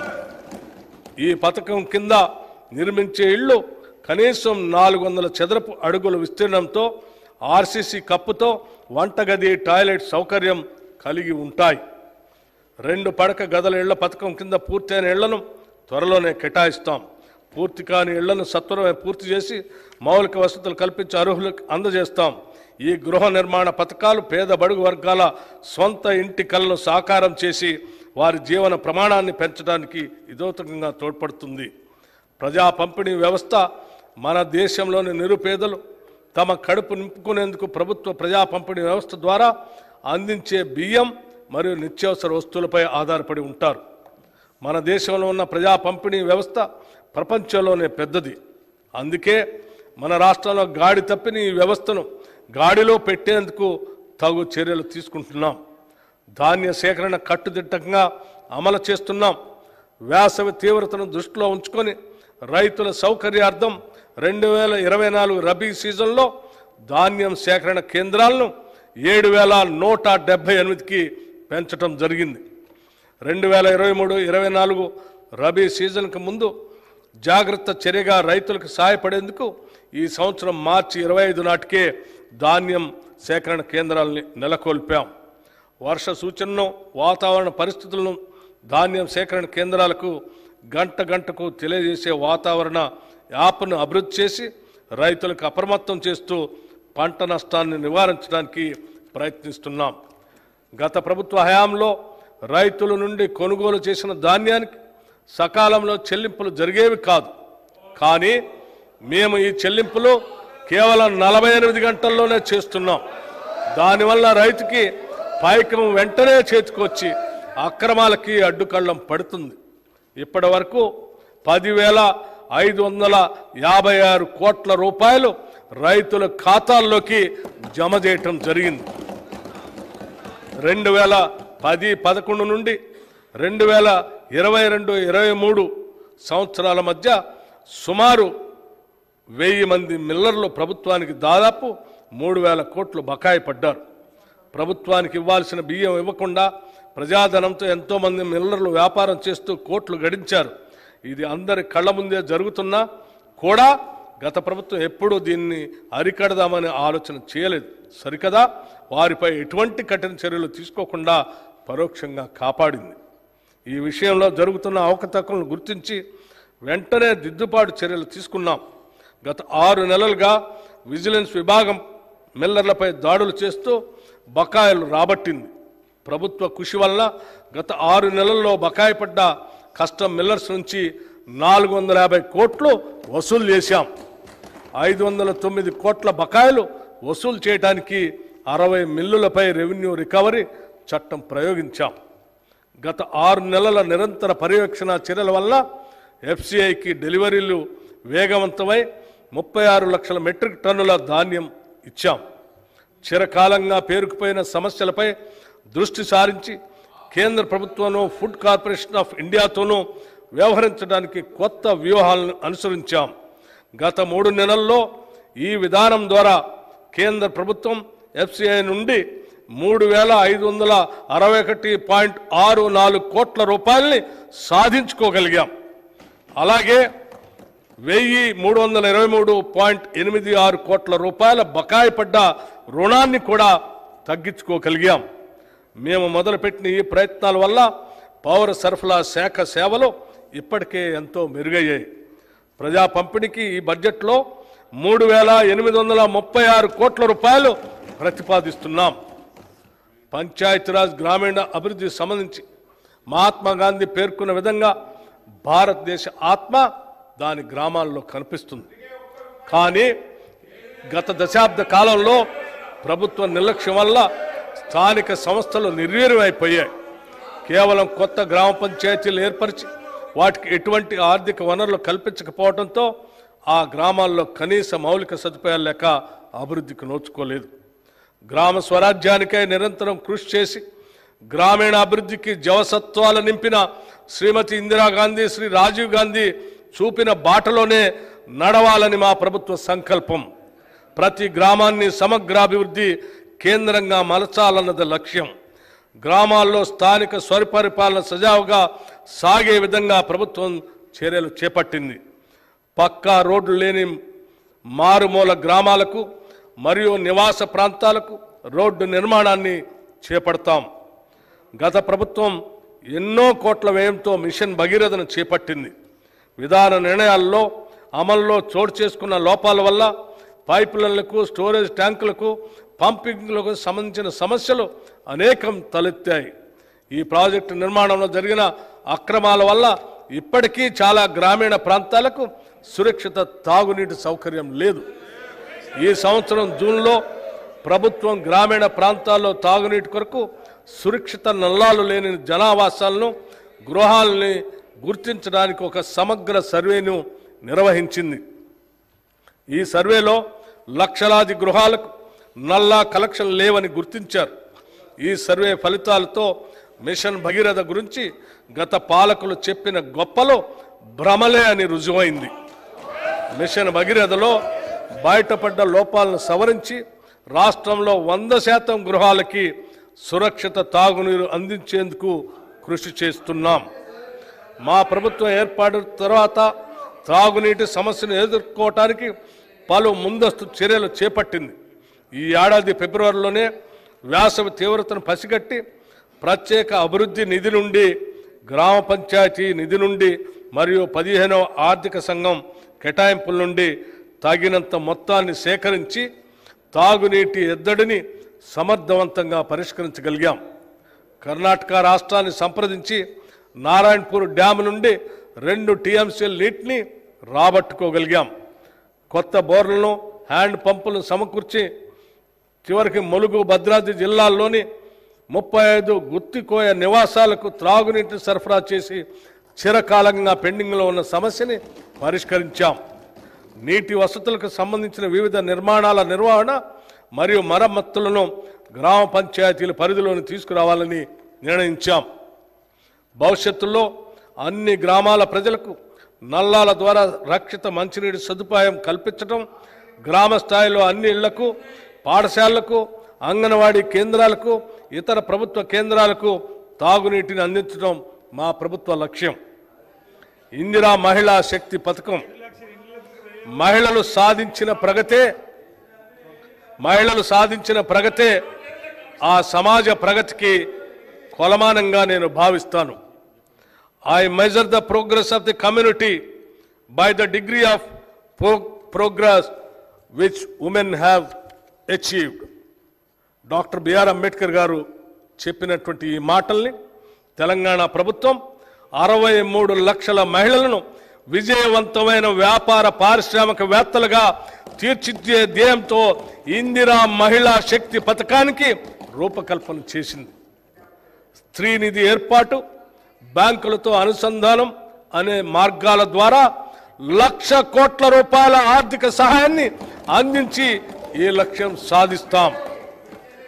ఈ పథకం ద్వారా మహిళలకు ఆసక్తి ఉన్న రంగాల్లో వృత్తి నైపుణ్య శిక్షణ ఇప్పించడంతో పాటు బ్రాండింగ్, మార్కెటింగ్లో మెలకువలు పెంపొందించే విధంగా సౌకర్యాలు కల్పిస్తాం. మహిళా ఔత్సాహిక పారిశ్రామికవేత్తల కోసం ఉమ్మడి ప్రాసెసింగ్ కేంద్రాలతో పాటు ప్రతి శాసనసభ నియోజకవర్గానికి ఒక ప్రత్యేక చిన్న తరహా పారిశ్రామిక పార్కుని ఏర్పాటు చేస్తాం. ఈ పథకం ద్వారా ప్రభుత్వం ఏటా 5,000 గ్రామీణ సంఘాలకు, విఓస్కి, ప్రాంతీయ స్థాయి సమాఖ్యలకు లబ్ధి చేకూరే విధంగా కార్యాచరణ చేపట్టి రాబోయే 5 సంవత్సరాల్లో 25,000 సంస్థలకు విస్తరింప చేయడానికి కృషి చేస్తాం. దీనితో పాటు ఇందిరా మహిళా శక్తి పథకంలో భాగంగా రుణ బీమా పథకాన్ని ఈ సంవత్సరం మార్చి నెలలో ప్రభుత్వం ప్రవేశపెట్టింది. ఈ పథకం ద్వారా సభ్యురాలు మరణించినప్పుడు పొరపాటున ఆమె పేరున ఉన్న రుణాన్ని గరిష్టంగా 2 లక్షల రూపాయల వరకు మాఫీ చేయటం జరుగుతుంది. దీన్ని అమలు పరచడానికి 50.4 కోట్ల రూపాయలు నిధులు కేటాయించాం. స్వయం సహాయక సంఘాలు ఒకప్పుడు దేశంలో అగ్రగామిగా నిలిచిన మన మహిళా స్వయం సహాయక సంఘాలు కొన్నేళ్లుగా గత ప్రభుత్వ అలసత్వంతో నిధులు లేమితో కుంటుపడ్డాయి. పేద మధ్యతరగతి మహిళా అభ్యున్నతికి, ఆర్థిక స్వావలంబనకి సహాయ సంఘాలు ఎంతో ఊతమిస్తాయి. వీటి పునరుద్ధరణకు ప్రతి సంవత్సరానికి కనీసం 20,000 కోట్లకు తగ్గకుండా వచ్చే 5 సంవత్సరాల్లో 1,00,000 కోట్ల రూపాయలు వడ్డీ లేని రుణాలని అందించాలని మా ప్రభుత్వం సంకల్పించింది.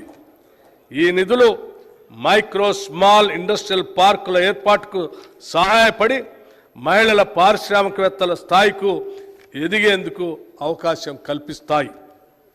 ఈ పథకం ద్వారా ఇందిరా జీవిత బీమా పథకం, ఈ పథకం ద్వారా స్వయం సహాయక సంఘాల్లోని దాదాపు 63.86 లక్షల మంది మహిళా సభ్యులకి జీవిత బీమా సౌకర్యం కల్పిస్తున్నాం. స్వయం సహాయక సంఘాల్లోని సభ్యులు ఎవరైనా ప్రమాదవశాత్తు మరణిస్తే వారికి 10 లక్షల జీవిత బీమా చేయటం జరిగింది. స్కూల్ యూనిఫామ్లను కుట్టే పనిని స్వయం సహాయక బృందాలు మహిళా సభ్యులకి అప్పజెప్పాలని పాఠశాల విద్యాశాఖను, సంక్షేమ శాఖను, జిల్లా కలెక్టర్లను ఆదేశిస్తూ ప్రభుత్వం ఈ ఏడాది మార్చి నెలలో ఉత్తర్వులు జారీ చేసింది. మహిళా శక్తి ప్రారంభోత్సవ కార్యక్రమంలో రాష్ట్ర ముఖ్యమంత్రి వర్యులకు అందిన అభ్యర్థన మేరకు స్కూల్ యూనిఫామ్లో కుట్టు ఛార్జీల్ని జతకు 50 రూపాయల నుండి 75 రూపాయలకు పెంచడం కూడా జరిగింది. దీనివల్ల 29,680 మహిళా సభ్యులకు సుమారు 50 కోట్ల రూపాయలు లబ్ధి చేకూరుతుందని అంచనా. స్వయం సహాయక బృందాల్లోని మహిళా సభ్యులు తయారు చేసే ఉత్పత్తుల విక్రయానికి గాను మాదాపూర్లోని శిల్పారామం వద్ద డ్వాక్రా మహిళా బజార్ను ఏర్పాటు చేయాలని నిర్ణయించాం. దీని ఏర్పాటుకు గ్రామీణ పేదరిక నిర్మూలన సంస్థ సెర్ఫ్కు 3.20 ఎకరాల భూమిలో గల 106 దుకాణాలతో కూడిన నైట్ బజార్ కాంప్లెక్స్ని అప్పగించాం. మహిళల ఆర్థిక స్వావలంబన సాధించినప్పుడే వారు నిజమైన సమానతను సాధిస్తారు. పైన పేర్కొన్న పథకాలన్నీ కూడా ఈ దిశగా మహిళలను బలోపేతం చేసేవే. సంక్షిప్తంగా చెప్పాలంటే మా ప్రభుత్వం 1 కోటి మంది మహిళలను కోటీశ్వరులు చేసేందుకు కంకణం కట్టుకుంది. పంచాయతీరాజ్ మరియు గ్రామీణ అభివృద్ధి శాఖకు ఈ బడ్జెట్లో 29,816 కోట్ల రూపాయలు ప్రతిపాదిస్తున్నాం. హైదరాబాద్ నగరాభివృద్ధి దేశంలోని ప్రధాన నగరాల్లో ఒకటైన హైదరాబాద్ అన్ని రంగాల్లో శరవేగంగా అభివృద్ధి చెందుతున్న చారిత్రాత్మక నగరం ఇది. ఇప్పటికే ఈ నగరం ఒక ఐకాన్గా పేరు గడించింది. ఈ నగర అభివృద్ధికి విశేషంగా కృషి చేసిన గత కాంగ్రెస్ ప్రభుత్వాల సేవల్ని మనం మర్చిపోలేం. ఇంతటి ఘన చరిత్ర కలిగిన నగరం యొక్క పారిశుద్ధ్య, మురుగునీటి, తాగునీటి వ్యవస్థలో గత 10 ఏళ్లుగా అత్యంత నిర్లక్ష్యానికి గురయ్యాయి. మితిమీరిన కాలుష్యంతో మూసి హుస్సేన్ సాగర్లు విషతుల్యం అయ్యాయి. మురికి నీటి కాలువల నిర్వహణ లోపంతో, ఆక్రమణలతో చినుకు పడితే నగరం జలమయమై ప్రజా జీవనం అస్తవ్యస్తమయ్యే పరిస్థితి దాపురించింది. దూరదృష్టి లేని ప్రణాళికలు, ఇబ్బడి ముబ్బడి అక్రమ నిర్మాణాలపై దృష్టి సారించకపోవడంతో నగరాభివృద్ధి కుంటుపడింది. కేవలం కొన్ని ఫ్లైఓవర్లు నిర్మించి దానినే అభివృద్ధిగా భ్రమింప చేశారు. హైదరాబాద్లో భూములు వేలం ద్వారా 1000 కోట్లు సమకూరినా వాటి వినియోగం మాత్రం నగరాభివృద్ధి కొరకు జరగలేదు. హైదరాబాద్ చుట్టుపక్కల ఉన్న పెద్ద పరిశ్రమలు మరియు ఐటీ సంస్థలు లక్షల మందికి ఉపాధి కల్పిస్తున్నాయి.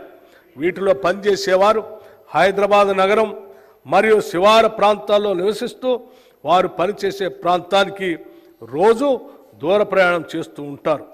పనిచేసే ప్రాంతానికి దగ్గరగా నివాసాలు ఉంటే ఎన్నో ప్రయోజనాలు ఉంటాయి. ట్రాఫిక్ రద్దీ తగ్గటం, సమయం ఆదా అవటమే కాకుండా ఆర్థికంగా కూడా ఆదా అవుతుంది. అంతేకాకుండా హైదరాబాద్ చుట్టుపక్కల ప్రాంతాలన్నీ కూడా సెల్ఫ్ సస్టైనింగ్ ప్రాంతాలుగా అభివృద్ధి చెందుతాయి. హైదరాబాద్ ప్రధాన నగరంపై వనరులు, సేవలు, సదుపాయాల కోసం ఒత్తిడి తగ్గుతుంది.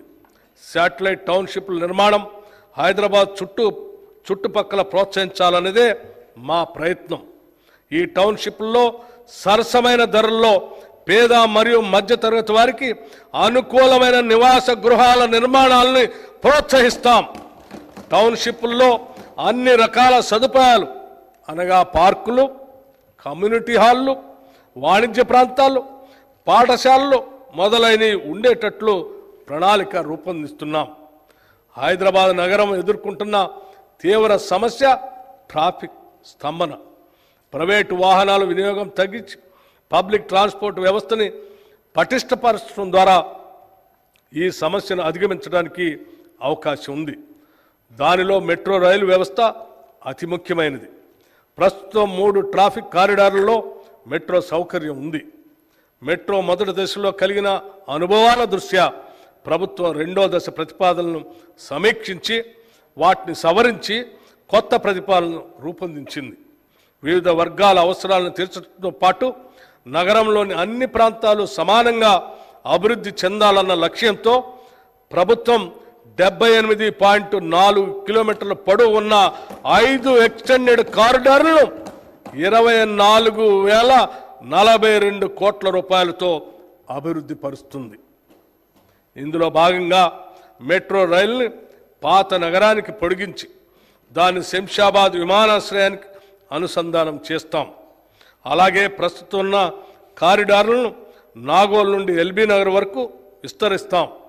నాగోలు, ఎల్బీ నగర్ మరియు చంద్రాయనగుట్ట స్టేషన్లను ఇంటర్చేంజ్ స్టేషన్లుగా అభివృద్ధి చేస్తాం. మియాపూర్ నుండి పటాన్ చెరువుకు, ఎల్బీ నగర్ నుండి హయత్ నగర్ వరకు మెట్రో రైలు సౌకర్యాన్ని పొడిగించాలని కూడా ప్రణాళిక సిద్ధం చేశాం.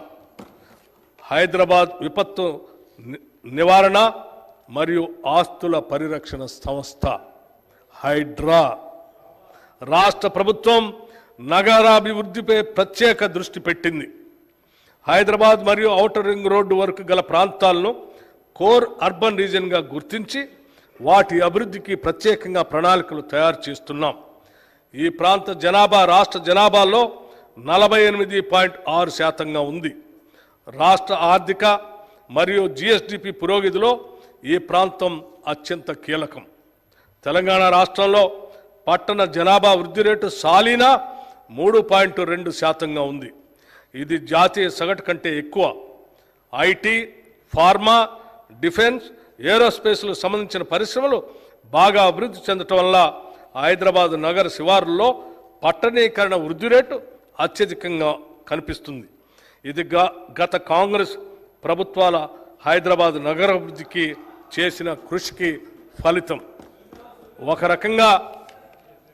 ఒక రకంగా ఔటర్ రింగ్ రోడ్డును నగర సరిహద్దుగా పరిగణించవచ్చు. ఔటర్ రింగ్ రోడ్డు పరిధిలో హైదరాబాద్ నగరంతో పాటు ఇతర పట్టణ, గ్రామీణ, స్థానిక సంస్థలు అనేకం ఉన్నాయి. ఆయా ప్రాంతాల మధ్య పౌర సేవలలో సామ్యత లేదు. జిహెచ్ఎంసీలో ఒక విపత్తు నిర్వహణ వ్యవస్థ ఉన్నప్పటికీ ఓఆర్ఆర్ పరిధిలో ఉన్న ఇతర పట్టణ ప్రాంతాల్లో ఇలాంటి వ్యవస్థ లేదు. ఈ సమస్యను ఎదుర్కోవటానికి తెలంగాణ ప్రధాన పట్టణ ప్రాంతంలో తెలంగాణ కోర్ అర్బన్ రీజియన్ విపత్తుల నిర్వహణ కోసం ఒక ఏకీకృత సంస్థను ఏర్పాటు చేయాలని ప్రభుత్వం నిర్ణయించింది. జిహెచ్ఎంసీతో పాటు హైదరాబాద్, రంగారెడ్డి, మేడ్చల్, మల్కాజ్గిరి, సంగారెడ్డి జిల్లాలు ఈ టీసీయూఆర్ పరిధిలోకి వస్తాయి. పట్టణ విపత్తులను నివారించడానికి, వాటిని ఎదుర్కోవటానికి తీసుకోవాల్సిన చర్యలను చేపట్టడంతో పాటు ఎటువంటి విపత్కర పరిస్థితినైనా ఎదుర్కొని తక్షణ రక్షణ చర్యలు తీసుకునే విషయంలో జాతీయ, రాష్ట్రేతర సంస్థలతో సమన్వయం సాధించడం హైదరాబాద్ విపత్తు నివారణ మరియు ఆస్తుల పరిరక్షణ సంస్థ హైడ్రా చేస్తుంది. ఈ సంస్థలో ఆస్తుల పరిరక్షణకు, విపత్తుల నిర్వహణకు ప్రత్యేక విభాగాలు ఉంటాయి. ఈ సంస్థ పాలక మండలికి, గవర్నింగ్ అథారిటీకి రాష్ట్ర ముఖ్యమంత్రి అధ్యక్షులుగా ఉంటారు. ఈ సంస్థ నిర్వహణకు కావలసిన నిధులను ప్రభుత్వ కేటాయింపు ద్వారాను, లబ్ధిదారులైన స్థానిక సంస్థల వాటాల ద్వారాను సమకూర్చుకోవటం జరుగుతుంది. ఈ సంస్థ వల్ల విపత్తుల నివారణ, నిర్వహణ సమర్థవంతంగా నిర్వహించడం సాధ్యమవుతుంది. మూసీ నది ప్రక్షాళన, మూసీ రివర్ ఫ్రంట్ డెవలప్మెంట్ ప్రాజెక్టుకు మా ప్రభుత్వానికి అత్యంత ప్రాధాన్యం. ఈ ప్రాజెక్టులో భాగంగా మూసీ నది తీర ప్రాంత పర్యావరణ వ్యవస్థను పునరుద్ధరించాలని భావిస్తున్నాం. ఈ ప్రాజెక్టు వల్ల సుమారు 110 చదరపు కిలోమీటర్ల పట్టణ ప్రాంతం పునర్జీవనం చెందుతుంది. అలాగే నదీ తీర ప్రాంతంలో కొత్త వాణిజ్య నివాస కేంద్రాలు వెలిసి పాత హెరిటేజ్ ప్రాంతాలు కొత్తదనాన్ని సంతరించుకుంటాయి. మూసీ నది పరివాహక ప్రాంత అభివృద్ధి ప్రాజెక్టు వల్ల జల నిర్వహణలో ఎదురయ్యే సంక్లిష్ట సమస్యలను పరిష్కరించుకోవచ్చు. పర్యావరణానికి నష్టం కలగని విధంగా మౌలిక సదుపాయాలను కల్పించుకోవచ్చు. ఈ ప్రాజెక్టులో రిక్రియేషన్ జోన్లు, పాదచార జోన్లు, పీపుల్స్ ప్లాజాలు, చిల్డ్రన్ థీమ్ పార్కులు, ఎంటర్టైన్మెంట్ జోన్లు, అభివృద్ధి చేస్తాం. ఈ ప్రాజెక్టు యొక్క ముఖ్య లక్ష్యాలు ఆర్థిక కూడలి ఏర్పాటు, జీవన ప్రమాణాల పెరుగుదల, వారసత్వ సాంస్కృతిక సంపదను పరిరక్షించడం, నగర ప్రతిష్టను ఇనుమడింపజేయటం, పర్యాటక కేంద్రంగా తీర్చిదిద్దటం, పర్యావరణాన్ని మెరుగుపరచడం, మౌలిక సదుపాయాల్ని అభివృద్ధి పరచటం. ఈ లక్ష్యాలను సాధించే దిశగా ఇప్పటికే సామాజిక ఆర్థిక అనుభవ సర్వే, సోషియో ఎకనామిక్ ఎంజాయ్మెంట్ సర్వేను చేపట్టడానికి రెవెన్యూ శాఖలో 33 బృందాలను ఏర్పాటు చేశాం. మూసీ అభివృద్ధి లండన్ నగరంలో ఉన్న థేమ్స్ నదీ పరివాహక అభివృద్ధి తరహాల్లో జరుగుతుంది. ఈ మూసీ నది అభివృద్ధి అత్యంత ప్రతిష్టాత్మకంగా భవిష్యత్తులో దేశంలో అనుసరించదగిన అత్యుత్తమ మోడల్గా జరగాలన్నదే మా ప్రయత్నం జరుగుతుందనేదే మా ప్రగాఢ విశ్వాసం. హైదరాబాద్ నగర పాలక సంస్థ మరియు మెట్రోపాలిటన్ అభివృద్ధి సంస్థ హైదరాబాద్ నగర ప్రాధాన్యత దృష్ట్యా నగరాభివృద్ధికి మరింత పెద్దపీట వేయాలని ప్రభుత్వ ఉద్దేశం. 1 కోటికి పైగా జనాభా గల నగరానికి పౌర సేవలను మరింత సమర్థవంతంగా అందించడంలో GHMC, HMDA, metro water works ప్రధాన పాత్ర నిర్వహిస్తాయి. వాటి సేవలను ప్రజలకు మరింత మెరుగ్గా అందించేందుకు జిహెచ్ఎంసీ పరిధిలో మౌలిక వసతుల కల్పనకు 3065 కోట్ల రూపాయలు, హెచ్ఎండి పరిధిలో మౌలిక వసతుల కల్పనకు 500 కోట్ల రూపాయలు, నగరానికి మంచినీటి మరియు డ్రైనేజ్ వ్యవస్థ మెరుగుపరచడానికి మెట్రో వాటర్ వర్క్స్కి 3385 కోట్ల రూపాయలు ఈ బడ్జెట్లో ప్రతిపాదించాం. ఇవి కాకుండా హైడ్రాకి 200 కోట్లు, ఎయిర్పోర్ట్ వరకు మెట్రో విస్తరణకు 100 కోట్లు, ఔటర్ రింగ్ రోడ్డు కొరకు 200 కోట్లు, హైదరాబాద్ మెట్రో రైలు ప్రాజెక్టుకు 500 కోట్లు, పాత నగరానికి మెట్రో విస్తరణకి 500 కోట్లు, multi modal suburban rail transport system కొరకు 50 కోట్లు, మూసీ రివర్ ప్రాజెక్టు కొరకు 1500 కోట్ల రూపాయలు ప్రతిపాదించాం. తెలంగాణ ఆర్థికంగా ఆయువు పట్టువైన హైదరాబాద్ నగరాభివృద్ధి సాధించినప్పుడే పలు రంగాలకు అవసరమైన వనరులు సమకూడి రాష్ట్రాభివృద్ధికి దోహదపడుతుంది. ఇది దృష్టిలో పెట్టుకొని నగరాభివృద్ధికి ఎన్నడూ లేని విధంగా భారీ ఎత్తున 10,000 కోట్ల రూపాయలు ఈ బడ్జెట్లో ప్రతిపాదిస్తున్నాం. Regional ring road, outer ring road నిర్మాణం హైదరాబాద్ నగరానికి మణిహారం. ఔటర్ రింగ్ రోడ్డు నగరం చుట్టూ ఉన్న పలు ప్రాంతాలను అనుసంధానం చేయడంతో హైదరాబాద్ నగరాభివృద్ధికి మరింత వేగవంతమైంది. ఇలాంటి ఫలితాలను రాష్ట్రంలో మరిన్ని ప్రాంతాలకు విస్తరించేందుకు ప్రస్తుతం చేపడుతున్న రీజనల్ రింగ్ రోడ్ దోహదపడుతుంది. ఉత్తర ప్రాంతంలోని 158.6 కిలోమీటర్ల పొడవున్న సంగారెడ్డి, తూప్రాన్, గజ్వేల్, చౌటప్పల్ రోడ్డును, దక్షిణ ప్రాంతంలోని 189 కిలోమీటర్ల పొడవున్న చౌటప్పల్, షాద్నగర్, సంగారెడ్డి రోడ్డును జాతీయ రహదారులుగా ప్రకటించడానికి వీలుగా అప్గ్రేడ్ చేయాలని మా ప్రభుత్వం ప్రతిపాదిస్తుంది. రీజనల్ రింగ్ రోడ్ హైదరాబాద్ నగర ఉత్తర దక్షిణ ప్రాంతాలను, తూర్పు పశ్చిమ ప్రాంతాలను కలుపుతూ జాతీయ రహదారి నెట్వర్క్తో అనుసంధానం చేయబడుతుంది. ఎక్స్ప్రెస్ వే ప్రమాణాలను దృష్టిలో ఉంచుకుని దీని నిర్మాణానికి తగినంత భూమిని సేకరించే ప్రయత్నం జరుగుతుంది. పెరుగుతున్న ట్రాఫిక్ రద్దీకి అనుగుణంగా తొలుత 4 లేన్లతో నిర్మించి దాని 8 లేన్ల సామర్థ్యానికి విస్తరింపచేస్తాం. ఈ ప్రాజెక్టు వల్ల ఓఆర్ఆర్కు మరియు త్రిబుల్-ఆర్కు మధ్య పలు పరిశ్రమలు, వాణిజ్య సేవలు, రవాణా పార్కులు మొదలైనవి అభివృద్ధి చెందుతాయి. ప్రాథమిక అంచనాల ప్రకారం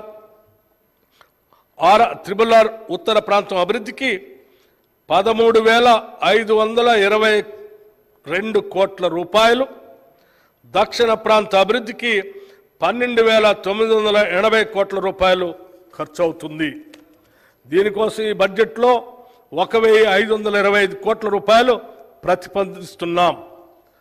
స్త్రీ శిశు సంక్షేమం, బాలికలకు పౌష్టికాహారాన్ని అందించడంతో పాటు విద్యను కూడా అందించాలనే సంకల్పంతో అంగన్వాడీ కేంద్రాలను ప్రీ స్కూల్గా మార్చాలని నిర్ణయించాం. అలాగే అమ్మ ఆదర్శ పాఠశాల కమిటీలను ఏర్పాటు చేసి పాఠశాల నిర్వహణను అప్పగిస్తాం. రాష్ట్రంలోని అన్ని ప్రభుత్వ పాఠశాలల్లో పారిశుధ్యం, మరమ్మతులు, నిర్వహణ మహిళా సంఘాల ద్వారా చేపట్టాలని అనుకుంటున్నాం. దీని ద్వారా ప్రభుత్వ పాఠశాలలో విద్యా ప్రమాణాలను పెంచి నాణ్యమైన విద్యను అందించాలన్నదే మా లక్ష్యం. స్త్రీ శిశు సంక్షేమానికి ఈ బడ్జెట్లో 2,736 కోట్ల రూపాయలు ప్రతిపాదిస్తున్నాం. ప్రజాస్వామ్యం అనేది బలవంతులకి మరియు బలహీనులకి సమాన అవకాశాలు కల్పించేది. పూజ్య Bapuji Mahatma Gandhi, I understand democracy as something that gives the week the same chance as the strong అని మహాత్మా గాంధీ గారు చెప్పినట్టుగా నమ్మిన పై సిద్ధాంతాన్ని అనుసరిస్తూ షెడ్యూల్డ్ కులాలు మరియు షెడ్యూల్డ్ తెగల వారికి సమాన అవకాశాలు కల్పించే దిశగా మా ప్రయత్నాలు ఉంటాయి. ఇప్పటికే మా ప్రభుత్వం ఆదివాసీల కొరకు కొమరం భీం కార్పొరేషన్, లంబాడాల కొరకు సంత్ సేవాలాల్ కార్పొరేషన్, ఎరుకల కొరకు ఎరుకల కార్పొరేషన్ ఏర్పాటు చేసింది. అదేవిధంగా షెడ్యూల్డ్ కులాలైన మాల మాదిగలకు 2 ప్రత్యేక కార్పొరేషన్లు ఏర్పాటు చేయడం జరిగింది. పై కార్పొరేషన్ల ద్వారా ఈ వర్గాల అభివృద్ధి మరియు సంక్షేమ కార్యక్రమాలు చేపడతాం. ప్రతి సంవత్సరం వర్షాకాలంలో వాగులు, వంకలు ఉప్పొంగి మారుమూల గ్రామాలకు, తండాలకు ప్రపంచంతో సంబంధం తెగిపోతుంది. ఆ సమయంలో అత్యవసర వైద్య సహాయం రోగులకు, గర్భిణీ స్త్రీలకు అందించడం ఒక సాహస కార్యక్రమం కన్నా తక్కువేమీ కాదు. మామూలు సందర్భాల్లో కూడా ఈ ప్రాంతాల్లో నివసించే ప్రజలు చిన్న చిన్న పనులకు కూడా పక్క ప్రాంతాలు వెళ్ళటానికి ఎంతో వ్యయ ప్రయాసాలు కోర్చి ప్రయాణం చేయవలసి వస్తుంది. అందుకే అలాంటి మారుమూల ప్రాంతాలన్నింటికీ సరైన రోడ్డు సౌకర్యం కల్పించగలిగితే వారికి ఎంతో సౌలభ్యంగా ఉంటుంది. ఇందుకోసం రాష్ట్రంలోని అన్ని మూలల్లో రోడ్డు సౌకర్యం లేని షెడ్యూల్ తెగల తాండాలు, గోడాలు మరియు చెంచు పెంటలకు బీటీ రోడ్డు నిర్మాణం చేపట్టబోతున్నాం. దీనివల్ల వారి దైనందిన జీవితం సులభతరం అవుతుంది. గత ప్రభుత్వం 500 పైన జనాభా కలిగిన షెడ్యూల్ నివాస ప్రాంతాలను గ్రామ పంచాయతీలుగా మార్చింది. అక్కడితో వాటిని మర్చిపోయింది. వారికి అవసరమైన కనీస సదుపాయాలు ఇప్పటికీ లేవు. వాటిని అభివృద్ధి పరిచే దిశగా మా ప్రభుత్వం ఈ కొత్త పంచాయతీలన్నిటికీ గ్రామ పంచాయతీ కార్యాలయాలు కట్టించాలని సంకల్పించాం. గిరిజనుల సంస్కృతి, ఆచారాలు, పండుగలు అత్యంత వైవిధ్యభరితంగా ఉంటాయి. వాటిని పాటిస్తూ కాపాడుకోవాల్సిన వారు ప్రాధాన్యం కూడా ఇస్తారు. ఇది పరిరక్షించడం మన బాధ్యత కూడా. అందుకే ఆసియాలోనే అతిపెద్దదైన సమ్మక్క సారలమ్మ మేడారం జాతరని అత్యంత వైభవంగా ఫిబ్రవరి 2024లో 100 కోట్లు ఖర్చు పెట్టి నిర్వహించాం. అంతేకాకుండా సంత్ సేవాలాల్ జయంతికి కూడా 2 కోట్లు, నాగోబా జాతర నిర్వహణకి 1 కోటి రూపాయలు మంజూరు చేశాం.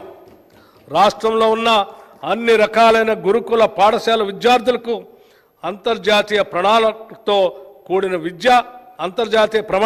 కూడిన విద్య వసతి అందించేందుకు ప్రభుత్వం ఇంటిగ్రేటెడ్ రెసిడెన్షియల్ పాఠశాలలో నెలకొల్పటానికి నిర్ణయించింది.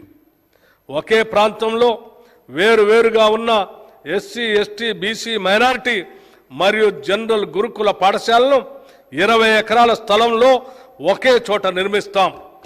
ఆ పాఠశాలకి అంతర్జాతీయ ప్రమాణాలతో కూడిన అన్ని రకాల సౌకర్యాలు ఏర్పాటు చేస్తాం. దీనితో వివిధ వర్గాల విద్యార్థుల మధ్య సంఘీభావం మరియు స్నేహభావం పెరిగి అంతరాలు తొలగిపోయేందుకు ఆస్కారం ఏర్పడి అందరికీ అత్యున్నత ప్రామాణిక విద్య అందుతుంది. షెడ్యూల్డ్ కులాలు, తెగల అభివృద్ధికి చట్టపరంగా కేటాయించిన నిధులు ఖచ్చితంగా అందిస్తాం. ఆ నిధులు వేరే ఎటువంటి పథకాలకు మళ్లించకుండా 100% షెడ్యూల్డ్ కులాలు, తెగల కోసమే ఉపయోగిస్తాం. ఎస్సీ సంక్షేమం, ఎస్సీ ఎస్డిఎఫ్ కొరకు ఈ బడ్జెట్లో 33,124 కోట్ల రూపాయలు మరియు ఎస్టీ సంక్షేమం, ఎస్టీ ఎస్డిఎఫ్ కొరకు ఈ బడ్జెట్లో 17,056 కోట్ల రూపాయలు ప్రతిపాదిస్తున్నాం. మైనార్టీ సంక్షేమం, మైనార్టీ వర్గాల హక్కుల పరిరక్షణ, అభివృద్ధితోనే రాష్ట్ర సమగ్రాభివృద్ధి సాధ్యం. దాన్ని గుర్తించిన మా ప్రభుత్వం మైనార్టీల సంక్షేమం కొరకు పలు చర్యలు చేపట్టింది. బీసీ, ఎస్సీ, ఎస్టీ విద్యార్థులతో పాటు మైనార్టీ విద్యార్థులకు 2024-25లో యూపీఎస్సీ సివిల్ సర్వీస్ పరీక్షలకు ఉచిత శిక్షణ ప్రభుత్వమే చేపట్టింది. దీనికోసం అనుభవజ్ఞులైన ఆచార్యుల సేవలను వినియోగిస్తున్నాం. శిక్షణ అత్యంత ఆధునిక విధానంలో ఇవ్వడంతో పాటు లోకల్ విద్యార్థులకు నెలకి 2,500 రూపాయలు, నాన్ లోకల్ అభ్యర్థులకి 5,000 రూపాయలు స్టైఫండ్ కూడా ఇస్తున్నాం.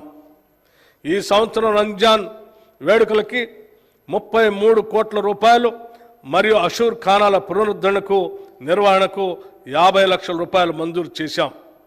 జనవరి 2024లో జరిగిన తబ్లికి జమాత్ ఇస్లామిక్ సమావేశానికి 2.40 కోట్ల రూపాయలు విడుదల చేశాం. ముస్లిం సోదర సోదరీమణుల హజ్ యాత్రకు 4.43 కోట్ల రూపాయలు ఈ నెలలోనే మంజూరు చేశాం. మైనార్టీ సంక్షేమ శాఖకు ఈ బడ్జెట్లో ఎప్పుడూ లేని విధంగా 3,003 కోట్ల రూపాయలు ప్రతిపాదిస్తున్నాం. బీసీ సంక్షేమం, మన రాష్ట్ర జనాభాలో అత్యధిక శాతం ఉన్న వెనుకబడిన తరగతుల అభ్యున్నతికి మా ప్రభుత్వం కట్టుబడి ఉంది. వారి వికాసానికి పలు పథకాలని ప్రవేశపెడుతున్నాం. కళ్ళు గీత కార్మికులు తరతరాలుగా తమ వృత్తిని నమ్ముకొని జీవిస్తున్నారు. కళ్ళు గీసే క్రమంలో వారు తరచుగా ప్రమాదాలకు గురై ప్రాణాలు పోగొట్టుకుంటున్నారు లేదా శాశ్వతంగా వికలాంగులు అవుతున్నారు. అటువంటి పరిస్థితుల్లో వారి కుటుంబం మొత్తం ఆర్థిక ఇబ్బందుల్లోకి నెట్టబడుతున్నారు.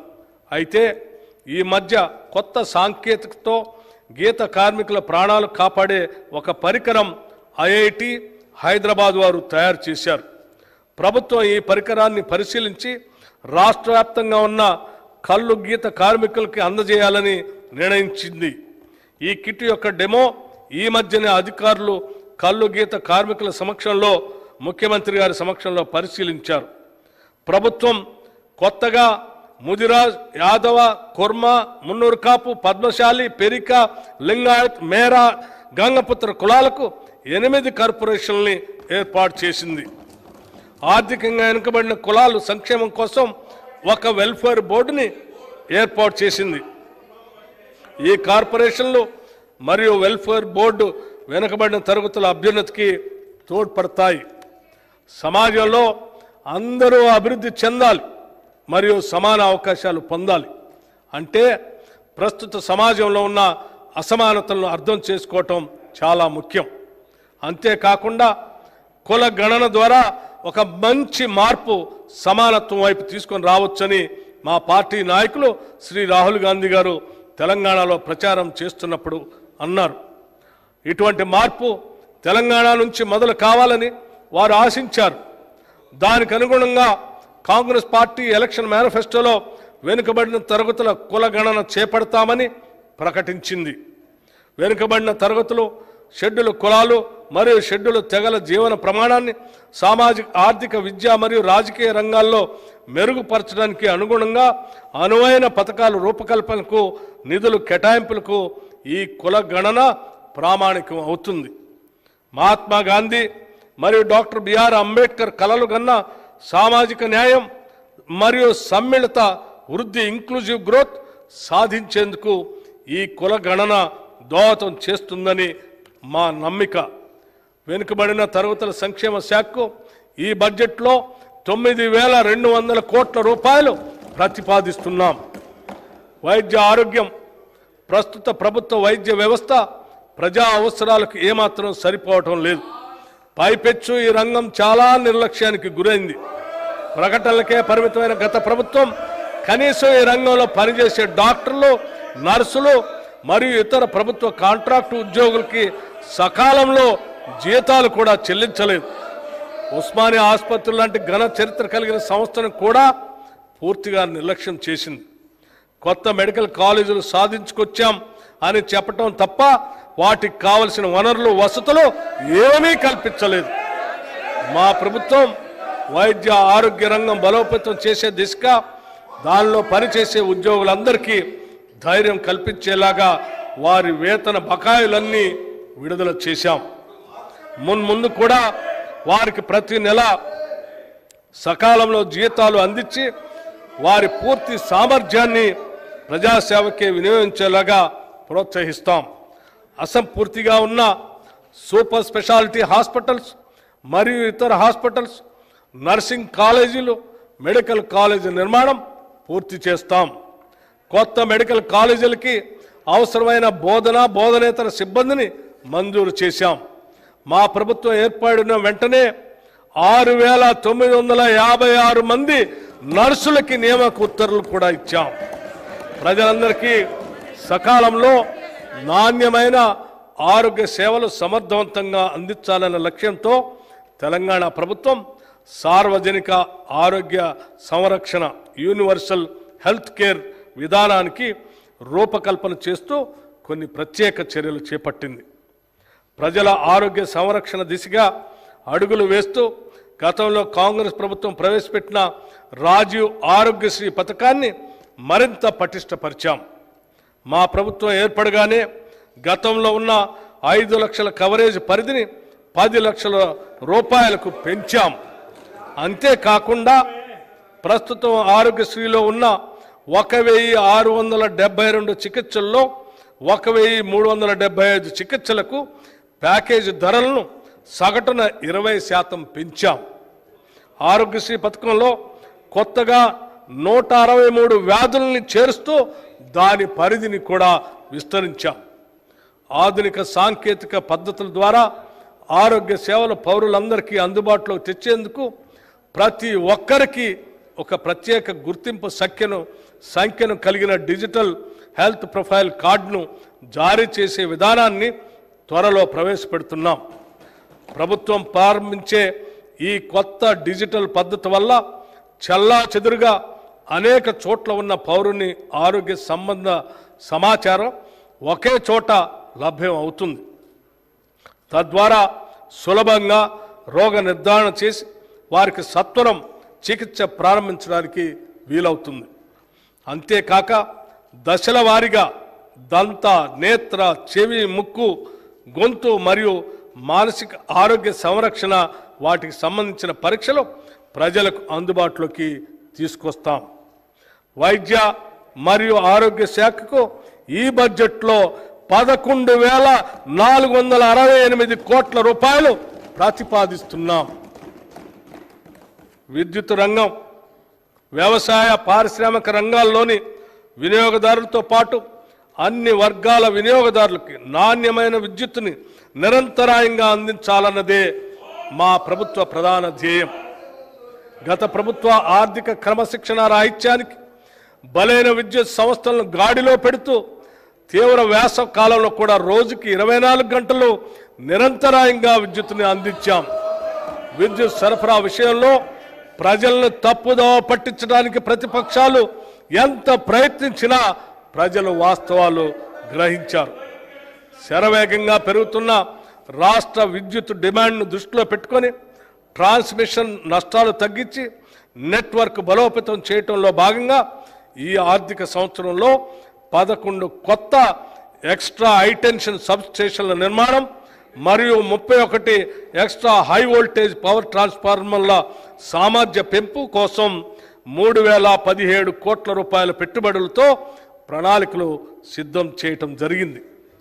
రాష్ట్రంలో భౌగోళిక అనుకూలతలు గల ప్రదేశాల్లో స్టోరేజ్ ప్లాంట్లను ఏర్పాటు చేయడానికి చర్యలు తీసుకుంటాం.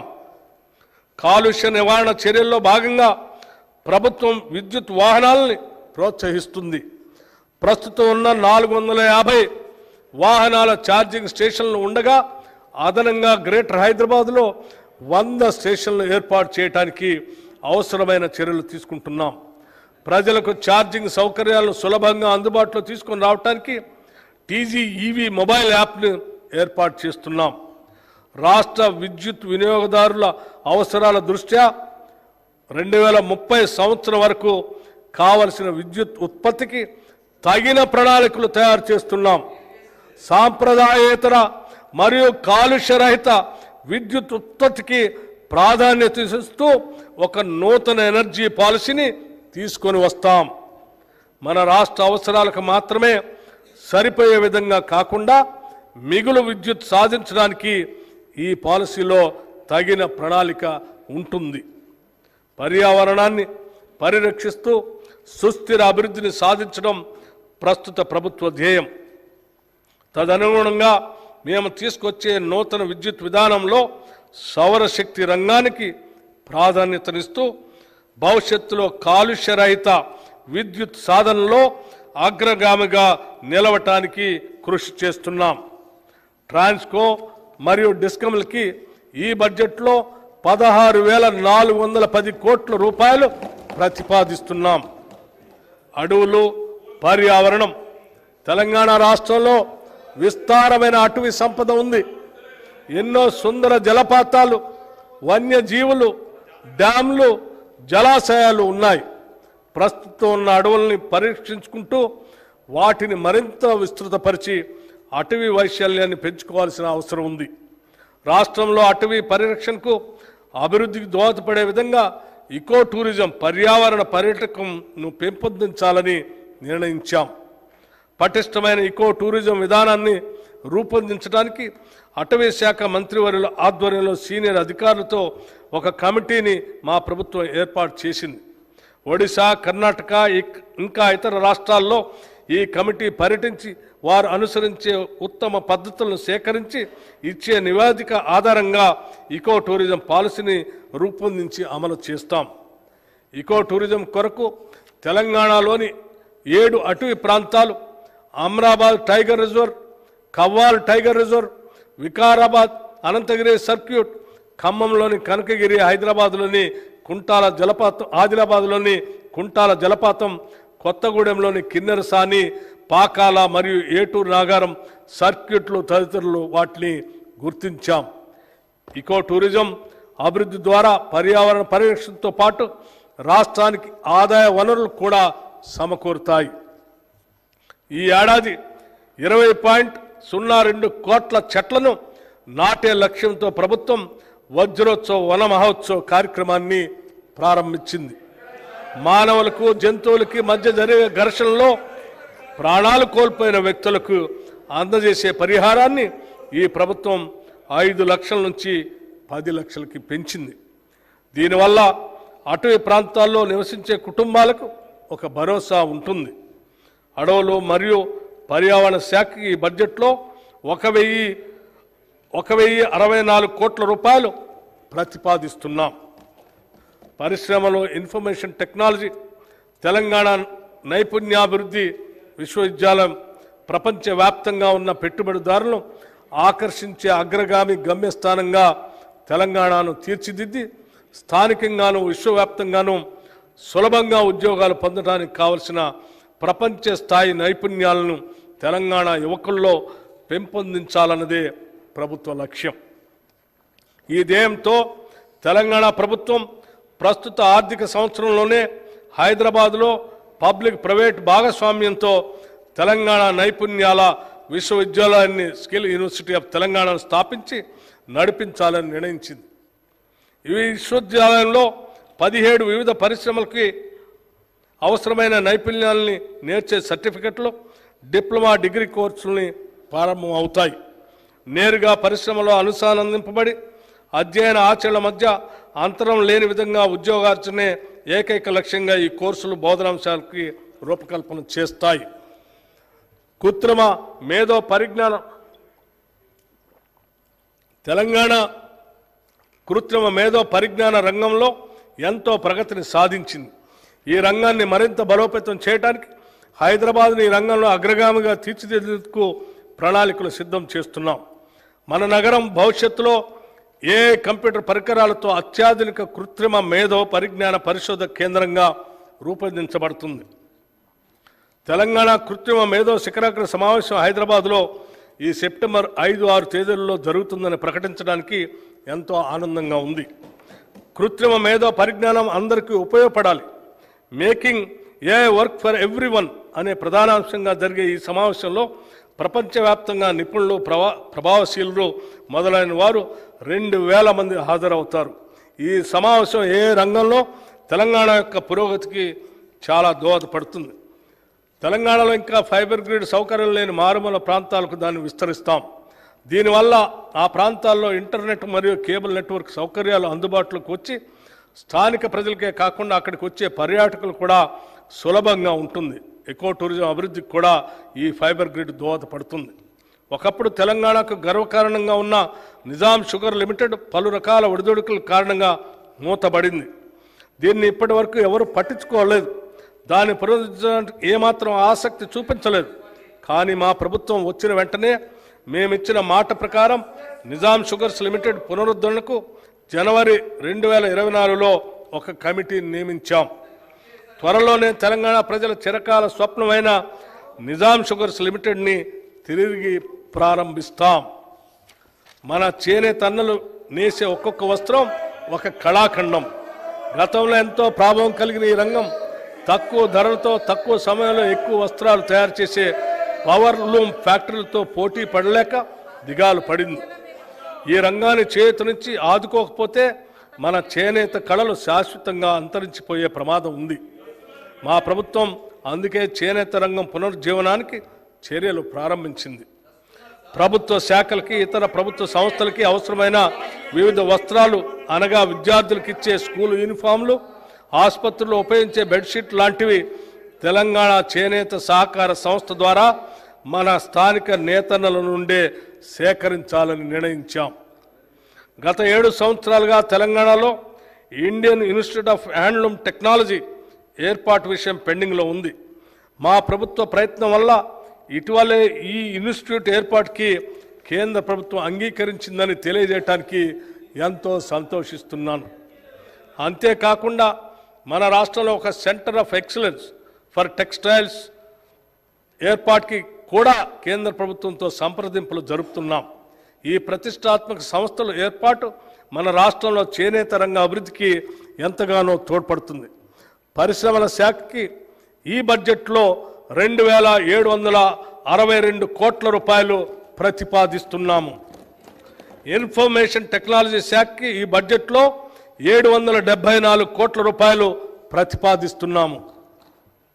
నీటిపారుదల రంగం రాష్ట్రంలో ఈనాటి వరకు 34 భారీ 39 మధ్యతరహా మొత్తం 73 నీటిపారుదల ప్రాజెక్టులు చేపట్టడం జరిగింది. వాటిలో 42 ప్రాజెక్టులు 10 భారీ మరియు 32 మధ్యతరహా పూర్తి చేయటం జరిగింది. ప్రస్తుతం 24 భారీ మరియు 7 మధ్యతరహా మొత్తం 31 ప్రాజెక్టులు నిర్మాణంలో ఉన్నాయి.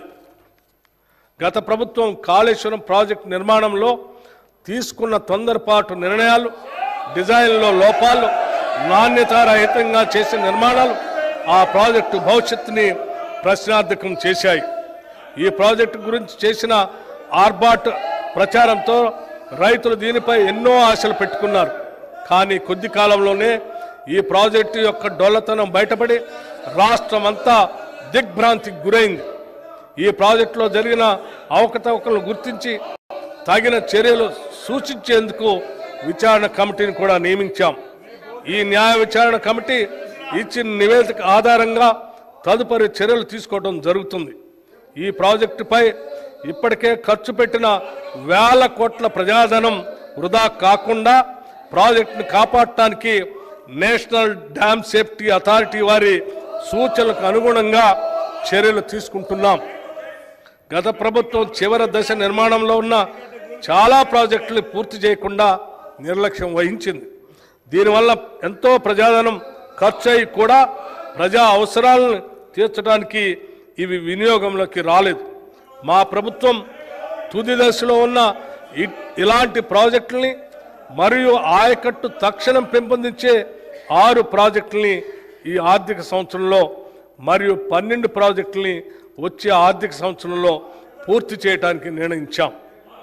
రాష్ట్రంలో ఇప్పటికే ఉన్న భారీ మధ్య తరహా మరియు చిన్న ప్రాజెక్టుల నిర్వహణ కూడా గత 10 ఏళ్లలో జరగకపోవటం వల్ల ఆ ప్రాజెక్టుల సామర్థ్యానికి అనుగుణంగా ప్రజలకి మేలు జరగలేదు. అవి అలాగే వదిలేస్తే మన జాతీయ సంపదగా భావించే ప్రాజెక్టులు నిరుపయోగం అవుతాయి. అందుకే మా ప్రభుత్వం ప్రాజెక్టుల నిర్వహణ మరియు మరమ్మతులు తగిన సమయంలో చేపట్టడానికి నిర్ణయించాం. నీటిపారుదల శాఖకు ఈ బడ్జెట్లో 22,301 కోట్ల రూపాయలు ప్రతిపాదిస్తున్నాం.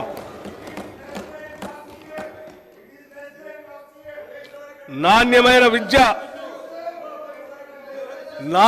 విద్య అత్యుత్తమ భవిష్యత్తుకి పునాది. A good education is a foundation for better future. ఇది అక్షర సత్యం.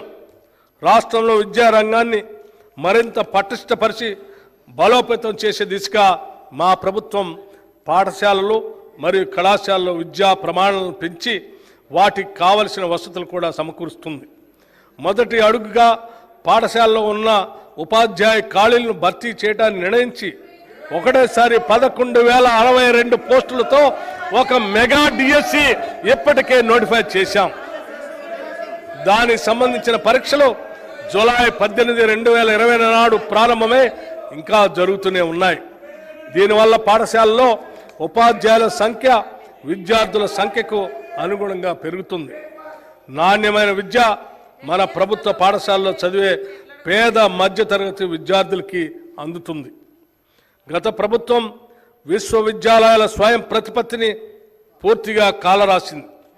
వాటికి చాలా కాలం పూర్తి కాలం వైస్ ఛాన్సలర్స్ నియమించకుండా ఇన్ఛార్జీల నియామకంతో కాలం గడిపింది. దీనివల్ల విశ్వవిద్యాలయాల పాలన మరియు విద్యా వ్యవస్థ అస్తవ్యస్తమైపోయింది. మా ప్రభుత్వం ఇటీవల పూర్తి కాలపు వైస్ ఛాన్సలర్లను నియమించడానికి సెర్చ్ కమిటీలను కూడా నియమించాం. త్వరలోనే ఈ నియామకాలు పూర్తి చేస్తాం. విశ్వవిద్యాలయాల్లో మౌలిక సదుపాయాల కల్పనకై 500 కోట్ల రూపాయల నిధుల్ని ప్రతిపాదిస్తున్నాం. దీనిలో 100 కోట్లు ఉస్మానియా విశ్వవిద్యాలయ మౌలిక వసతులకి, మరో 100 కోట్లు మహిళా విశ్వవిద్యాలయ మౌలిక వసతులకి ప్రతిపాదించాం. మిగతా నిధులు కాకతీయ మరియు ఇతర విశ్వవిద్యాలయ మౌలిక సదుపాయాల కల్పనకై ప్రతిపాదిస్తున్నాం. సంపద వల్ల మాత్రమే సమర్థత రాదు, కానీ సమర్థత వల్ల సంపద మరియు మిగతావన్నీ కూడా సంతృప్తిని కలిగిస్తాయి. ఇది వ్యక్తులకైనా సమాజానికైనా సమానంగా వర్తిస్తుంది. Wealth does not bring excellence, but excellence makes wealth and everything else good for men both individually and collectively. Socrates మహానుభావుడు చెప్పిన దాన్ని మేము అన్ని రంగాల్లో ముందుగా సామర్థ్యం పెంపొందించే ప్రయత్నాలు చేస్తున్నాం. అందులో భాగంగానే 65 ప్రభుత్వ ఐటీఐల్ని ప్రైవేటు సంస్థల సహకారంతో నైపుణ్య కేంద్రాలుగా మార్చే ప్రణాళికల్లో భాగంగా ప్రభుత్వం టాటా టెక్నాలజీస్ లిమిటెడ్ వారితో ఒక ఒప్పందం కుదుర్చుకుంది. వీటిలో నేటి పరిశ్రమల అవసరాలకు తగ్గట్టుగా 6 కొత్త దీర్ఘకాల కోర్సుల్ని ప్రవేశపెట్టబోతున్నాం. 5,860 మంది విద్యార్థులు ప్రతి సంవత్సరం ఈ కోర్సుల్లో శిక్షణ పొందుతారు. స్వల్పకాల కోర్సులతో ప్రతి సంవత్సరం 31,200 విద్యార్థులకి శిక్షణ లభిస్తుంది. ఈ ప్రాజెక్టులో భాగంగా ప్రభుత్వ ఐటీఐల్లో ఆధునిక సాంకేతిక పరికరాలు సమకూర్చబడతాయి. వాటిపై శిక్షణ ఇవ్వటానికి అవసరమైన నిపుణులను టాటా టెక్నాలజీస్ లిమిటెడ్ ద్వారా ఏర్పాటు చేశాం. ఈ నైపుణ్య కేంద్రాలు మన విద్యార్థులకి ఉద్యోగార్థులకి ఎంతో ఉపయోగంగా ఉంటాయి. వీటిలో శిక్షణ పొందిన వారికి ఉపాధి కల్పనలో కూడా టాటా టెక్నాలజీస్ లిమిటెడ్ సహకరిస్తుంది. ఈ ప్రాజెక్టును మల్లెపల్లి ఐటీఐ నుండి గౌరవ ముఖ్యమంత్రి గారు జూన్ నెలలో ప్రారంభించారు. పబ్లిక్ ప్రైవేట్ భాగస్వామ్యంతో జరుగుతున్న ఈ ప్రాజెక్ట్ అయ్యే మొత్తం ఖర్చు 2,324 కోట్ల రూపాయలు. దీనిలో ప్రభుత్వం చెల్లించాల్సిన మొత్తం 307.95 కోట్ల రూపాయలు మాత్రమే. మిగిలిన మొత్తాన్ని టాటా సంస్థల వారు వారి సిఎస్ఆర్ కార్యక్రమ నిధుల నుంచి సమకూరుస్తారు. ఈ బడ్జెట్లో ఈ ప్రాజెక్టుకి 300 కోట్ల రూపాయలు ప్రతిపాదిస్తున్నాం. విద్యారంగానికి ఈ బడ్జెట్లో 21,292 కోట్ల రూపాయలు ప్రతిపాదిస్తున్నాం. శాంతి భద్రతల పరిరక్షణ, ప్రజల ప్రశాంతతకు మరియు రాష్ట్ర అభివృద్ధికి అత్యవసరమైన అంశం.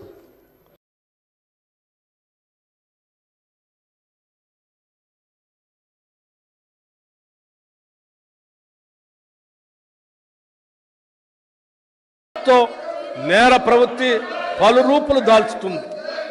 సాధారణ నేరాలు అరికట్టడంతో పాటు వైట్ కాలర్ క్రైమ్స్, సైబర్ నేరాలు అరికట్టడం పోలీసు వ్యవస్థకు పెద్ద సవాలుగా ధీటుగా ఎదుర్కొని వ్యవస్థను బలోపేతం చేసేందుకు సైబర్ సెక్యూరిటీ విభాగానికి అవసరమైన వాహనాలను ఇప్పటికే ప్రభుత్వం అందజేసి నేరాలను ఛేదించేందుకు ఆధునిక నేర పరిశోధనలో పోలీసులకు శిక్షణ ఇస్తున్నాం. సైబర్ క్రైమ్ ఫిర్యాదులను నమోదు చేయడానికి ఇంతకు ముందు ప్రజలకు కేవలం 4 సైబర్ క్రైమ్ పోలీస్ స్టేషన్లో మాత్రమే సదుపాయం ఉండేది. కానీ మా ప్రభుత్వం ఈ ఫిర్యాదుల్ని రాష్ట్రంలోని అన్ని పోలీస్ స్టేషన్లో నమోదు చేసుకునేలాగా అవకాశం కల్పించాం. ఆన్లైన్లో సైబర్ క్రైమ్ ఫిర్యాదులు నమోదు చేసుకోవడానికి వెబ్సైట్ మరియు టోల్ ఫ్రీ నెంబర్కి విస్తృతంగా ప్రచారం కల్పిస్తున్నాం. CrPC, IPC, Indian evidence act స్థానంలో కేంద్ర ప్రభుత్వం ప్రవేశపెట్టిన కొత్త చట్టాలపై సరైన అవగాహన కొరకు సమర్థవంతంగా విధి నిర్వహణకు పోలీస్ సిబ్బందికి శిక్షణా తరగతులు నిర్వహించాం. మాదక ద్రవ్యాలపై ఉక్కు పాదం. మాదక ద్రవ్యాల వినియోగం చాలా ప్రమాదకరం. యువత దీని బారిన పడ్డప్పుడు దేశ భవిష్యత్తే ప్రశ్నార్థకం అవుతుంది. మా ప్రభుత్వం ఈ సమస్యను గ్రహించి అధికారంలోకి వచ్చినప్పటి నుంచి మాదక ద్రవ్యాల నియంత్రణకు ఒక జీరో టాలరెన్స్ పద్ధతిని అనుసరిస్తుంది. మాదక ద్రవ్యాల రవాణా, పంపిణీ, వినియోగాలపై ఉక్కుపాదం మోపే రాష్ట్ర ప్రజలను, అందులోనూ ముఖ్యంగా విద్యార్థులను ఈ మహమ్మారి బారి నుండి కాపాడటానికి వివిధ చర్యలను మా ప్రభుత్వం తీసుకుంటుంది. మాదక ద్రవ్యాల రవాణా మరియు వినియోగం చేస్తూ పట్టుబడిన వారు ఎంతటి గొప్పవారైనా, పలుకుబడి ఉన్నవారైనా ఉపేక్షించవద్దని అధికారులకి స్పష్టమైన ఆదేశాలు ఇచ్చాం. తెలంగాణ మాదక ద్రవ్య నిరోధక సంస్థ బలోపేతం చేసి ఈ బ్యూరోకి తగిన సౌకర్యాలు కల్పించాం. ఇటీవలే ఈ బ్యూరో అంతర్జాతీయ మాదక ద్రవ్యాల ముఠా కార్యక్రమాలను గుట్టుని రట్టు చేసింది. అన్ని పోలీస్ స్టేషన్ల పరిధిలోని విద్యా సంస్థలను స్థానిక పోలీసులు పరిశీలించేటట్లు మాదక ద్రవ్యాల నిర్మూలనపై విద్యార్థులకి అవగాహన కల్పించేటట్లు కార్యాచరణ ప్రణాళిక చేపట్టాం. విద్యా సంస్థల్లో మాదక ద్రవ్యాల కట్టడికి యాంటీ డ్రగ్ కమిటీస్ని ఏర్పాటు చేసి 4,137 విద్యార్థుల్ని యాంటీ డ్రగ్ సోల్జర్స్గా ఈ ప్రభుత్వం నియమించింది. మాదక ద్రవ్యాల వల్ల జరిగే హాని పట్ల ప్రజల్లో అవగాహన కలిగించేందుకు సినీ రంగ ప్రముఖుల సహకారం తీసుకుంటున్నాం. మాదక ద్రవ్యాలకు సంబంధించిన కేసుల పరిష్కారానికి ప్రత్యేక కార్యాచరణ రూపొందిస్తాం. దీనివల్ల నిందితులకు త్వరితగతిన శిక్షలు పడి మాదక ద్రవ్య సంబంధిత కార్యకలాపాలకు పాల్పడే వారికి జంకు కలుగుతుంది. తెలంగాణలోని విద్యార్థుల తల్లిదండ్రులకు తమ పిల్లలు డ్రగ్స్ నుండి దూరంగా సురక్షితంగా ఉన్నారనే భరోసా కల్పించడమే మా ప్రభుత్వ ధ్యేయం. మా ప్రభుత్వం తెలంగాణ రాష్ట్రాన్ని మాదక ద్రవ్య రహిత రాష్ట్రంగా, డ్రగ్స్ ఫ్రీ స్టేట్గా చేస్తామని వాగ్దానం చేస్తుంది. హోంశాఖకి ఈ బడ్జెట్లో 9,564 కోట్ల రూపాయలు ప్రతిపాదిస్తున్నాం. రోడ్లు మరియు భవనాలు. ఆధునిక ప్రపంచంలో రహదారులే ఆర్థిక వృద్ధికి జీవనాడులు. అందుకే తెలంగాణలో సమగ్ర రహదారుల పాలసీ తయారు చేస్తున్నాం. ఇందులో భాగంగా ప్రతి గ్రామ పంచాయతీ నుండి మండల కేంద్రానికి తారు రోడ్డు వేయటం, మండల కేంద్రం నుండి జిల్లా కేంద్రానికి 2 లైన్ల రహదారుల నిర్మాణం, జిల్లా కేంద్రం నుండి రాజధానిని అనుసంధానించగా హైవేల నిర్మాణం చేయటం ఈ పాలసీ యొక్క ముఖ్య ఉద్దేశం. గత దశాబ్ద కాలంగా అపరిష్కృతంగా ఉన్న కంటోన్మెంట్లోని రోడ్ల విస్తరణకు మరియు ఎలివేటెడ్ కారిడార్ల నిర్మాణానికి మా ప్రభుత్వం ప్రాధాన్యతనిచ్చి రక్షణ శాఖ వారితో సంప్రదించి దానికి కావలసిన భూమి బదిలీకి వారి ఆమోదాన్ని కూడా పొందటం జరిగింది. ఇది నిజంగా హైదరాబాద్ మరియు రాష్ట్ర ప్రజలకి ఒక శుభవార్త. రోడ్లు మరియు భవనాల శాఖకి ఈ బడ్జెట్లో 5,790 కోట్ల రూపాయలు ప్రతిపాదిస్తున్నాం. గౌరవ అధ్యక్ష, చివరిగా మహాత్మా గాంధీ గారి మాటలు నేను ఈ గౌరవ సభకు గుర్తు చేయాలనుకుంటున్నాను. మనం చేసే పనులకి, చేయగలిగే సామర్థ్యానికి ఉన్న అంతరం ప్రపంచంలోని సమస్యలన్నింటినీ పరిష్కరించడానికి సరిపోతుంది. The difference between what we do and what we are capable of doing would solve most of the world's problems. మనకు ఎంతో సామర్థ్యం ఉండి కూడా మనం దానిని 100% వినియోగించం. ప్రజల కష్టాలను తీర్చాలనే మహోన్నత సంకల్పం ఉంటే మన శక్తిని పూర్తిగా ఉపయోగించడానికి అది ఉపకరిస్తుంది. ఈ స్ఫూర్తితోనే మా ప్రభుత్వం పనిచేస్తుంది. 2024-25 బడ్జెట్ అంచనాలకు సంబంధించి 2024-25 ఆర్థిక సంవత్సరానికి మొత్తం వ్యయం 2,91,159 కోట్ల రూపాయలు. రెవెన్యూ వ్యయం 2,20,945 కోట్లు. మూలధన వ్యయం 33,487 కోట్లుగా ప్రతిపాదిస్తున్నాను. 2024-25 సంవత్సరానికి బడ్జెట్ ప్రతిపాదనలు సభ ఆమోదం కోసం ప్రవేశపెడుతున్నాను. జై తెలంగాణ, జై హింద్.